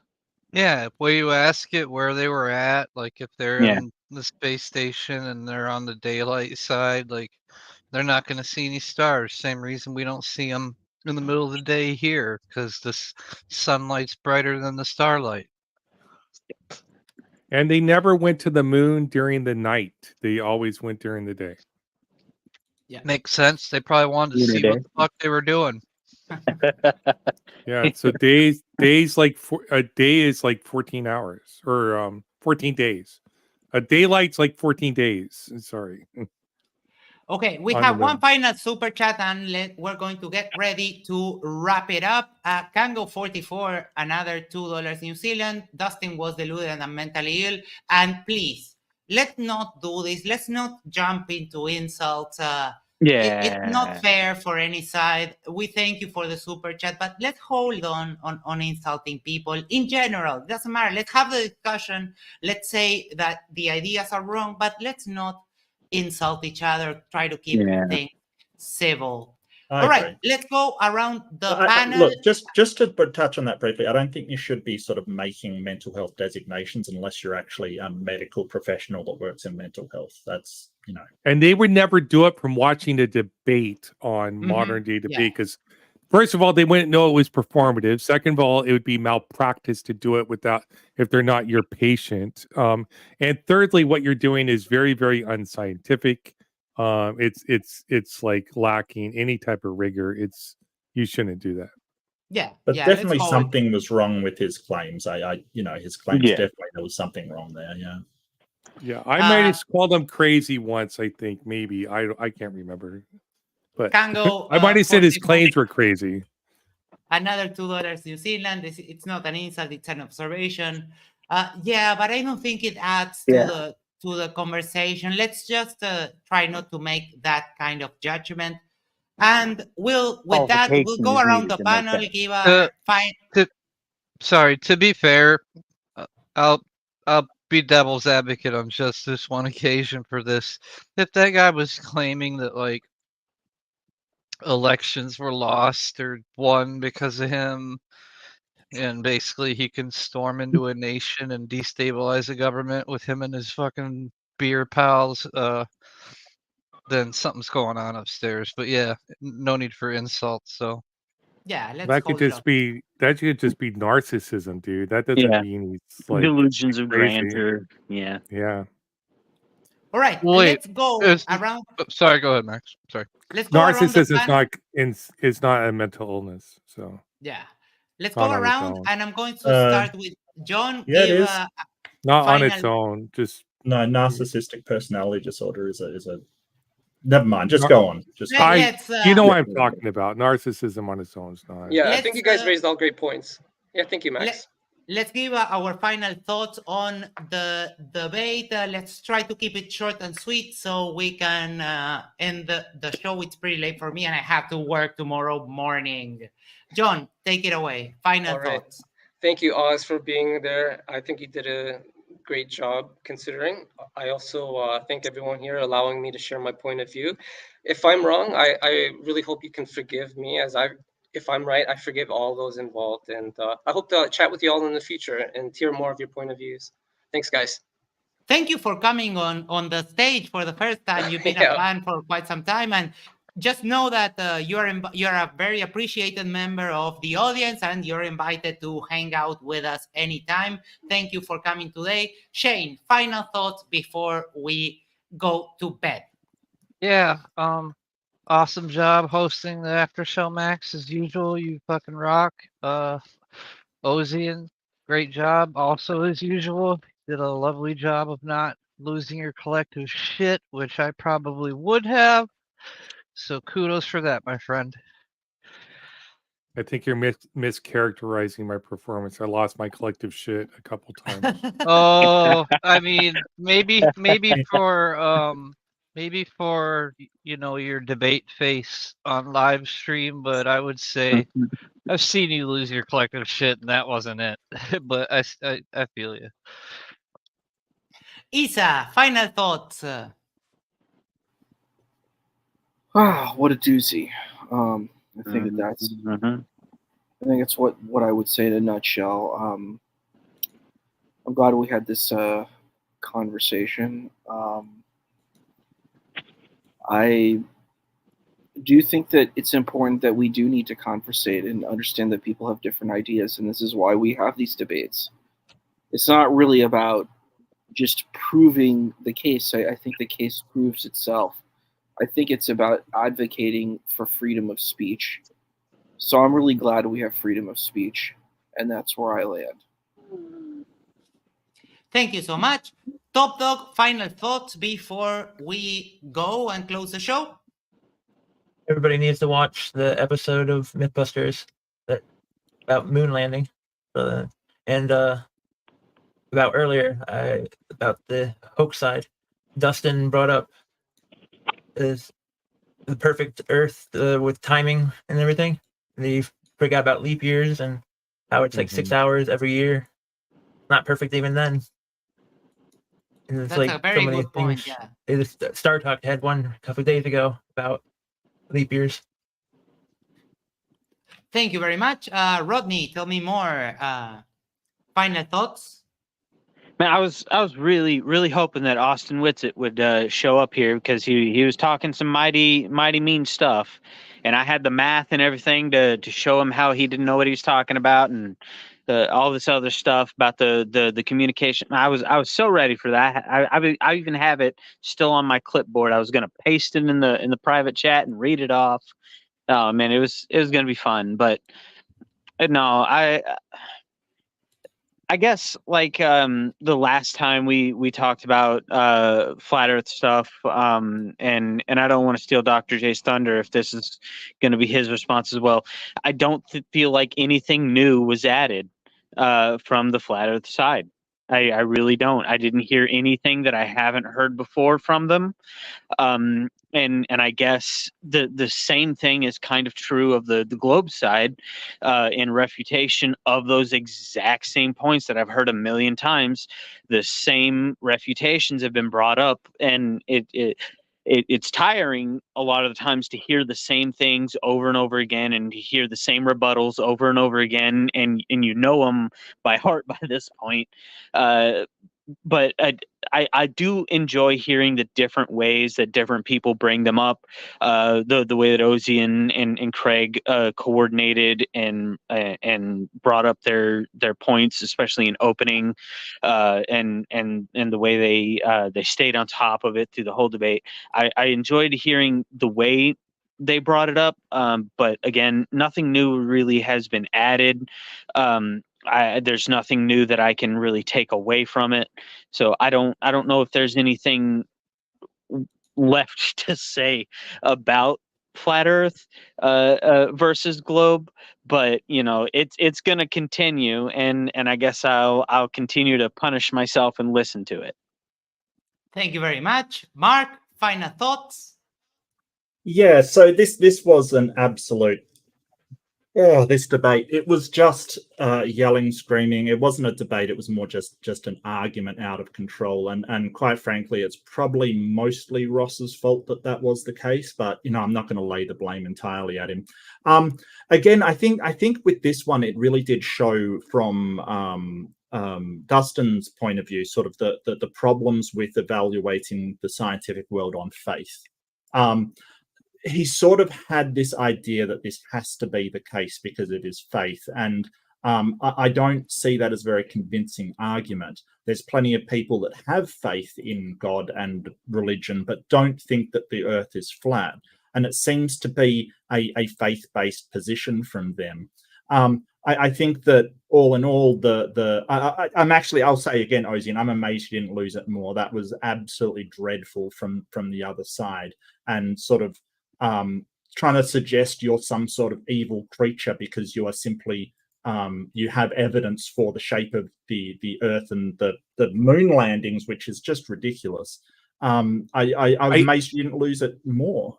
You didn't criticize me for interrupting him as he was trying to call me a demon and a Nephilim. No, of course not.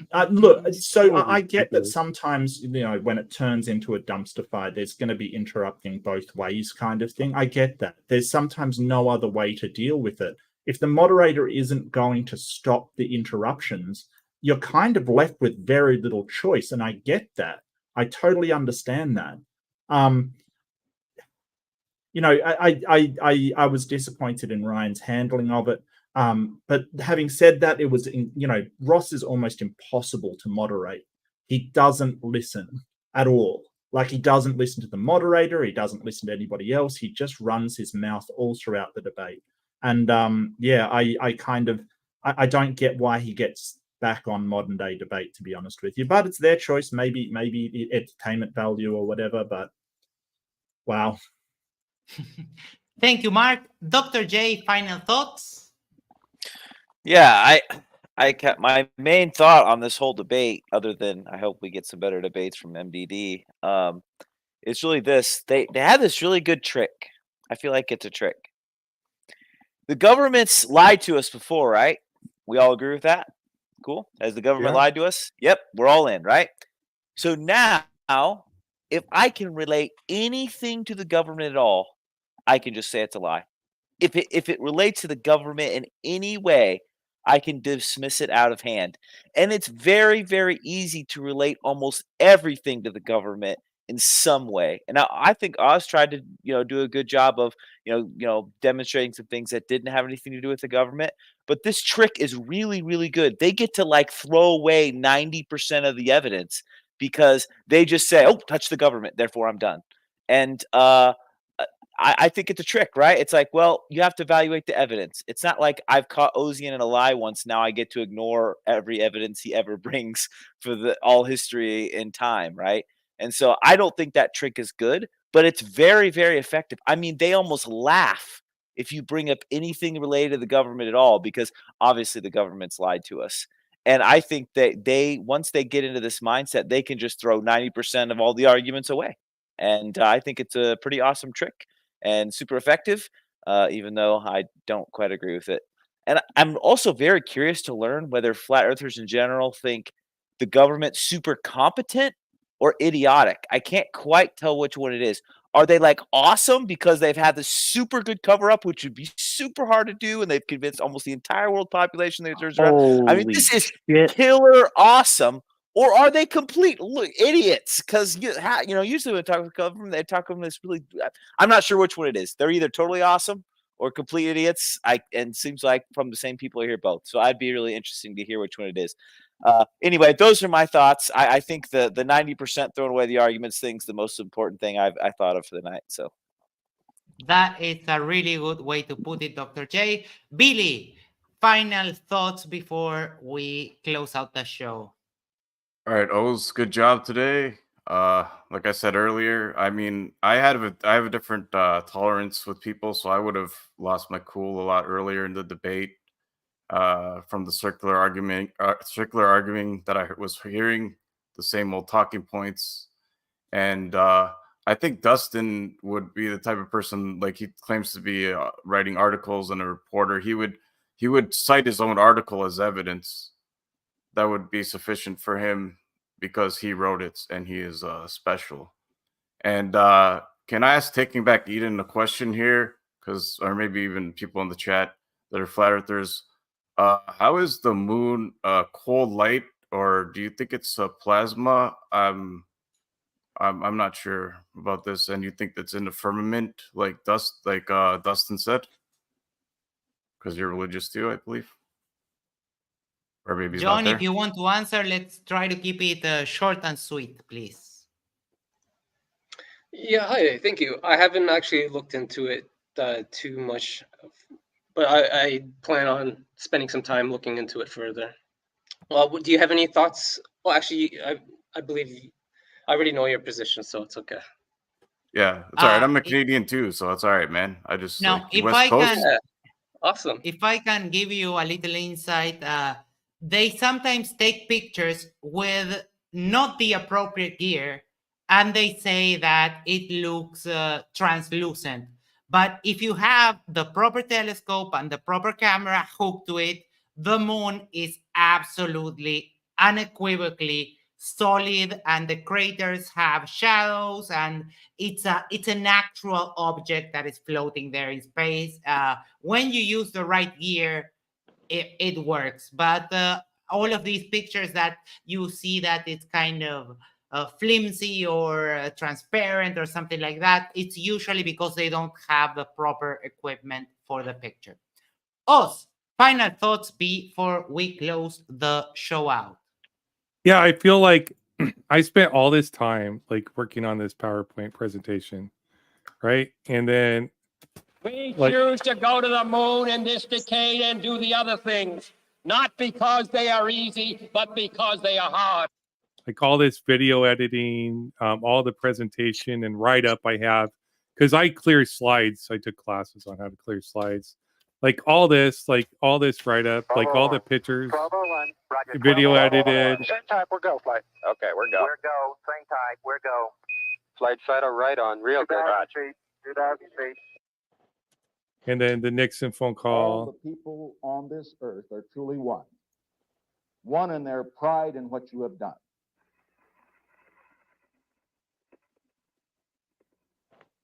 Thank you, Mr. President. It's a great honor and privilege for us to be here. 5-second delay or more there, by the way. Testimonies. Now, this occurred in a vicinity close to the landing site. More evidence for the moon landing than George Washington crossing the Delaware River, right? And then we have all the secondary independent sources like Larry Basinger, amateur ham radio operator, academies doing research and stuff like that. And then we have hostile sources like the USSR that confirmed it. But anyways, I just wanted to share that because I felt like that presentation was never refuted during that debate. They never addressed any of my claims. Yeah. Oh, So just I one thing about that time delay. There are some audio tracks that take out the delay from Capcom, from the ground station. So they actually edit it so you're not listening for what, the 1.25 seconds away and back? 2.5. 2.54. Somebody did the math for us. The one way each way. communication was 1.28 seconds. And so round trip was 2.58 or 2.56 seconds. It's 12.36 microseconds is a radar range mile, 6,000 feet there and back. Anyway. Yeah, I brought up the math because Witsit said he was going to be here and he was going to destroy me on it, and I was like, "Nah, man, I've got it right here. I can cite it to you." In the middle of the debate, I have the numbers memorized, dude. It's like, anyways. There you go. All right. I just don't know what it is for the moon. I'd have to do the math. Like. All right, we're going to close it out. I'm going to do some light housekeeping.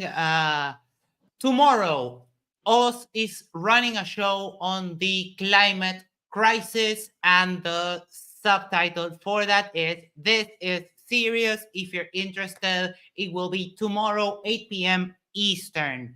On Wednesday, the Tell Me That Story show will be talking about Wednesday, 9 p.m. Eastern, we'll be talking about the book of the 1001 Nights. Today, we released our commercial for the new things that are happening on Matters Now. So if you get a chance, go look on our videos section on the main page of the channel. Leave a like if you want. That will help that commercial reach more people. And we already have scheduled, thanks to the lovely Earl, who managed to get in touch with Aaron Ra and have him come into the now newly titled Deep Six show on March 23rd, 4 p.m. We will be having Aaron Ra as our guest. And with that being said, I want to thank everyone in the audience for hanging around with us in the after show. As soon as the super chats started on MDD, people were already calling for the after show and excited for what might happen in the after show. So thank you everyone for your support. It's indispensable to the channel. And with that, we're going to take it away. Thank you so much for hanging around with us. Take care and have a good night.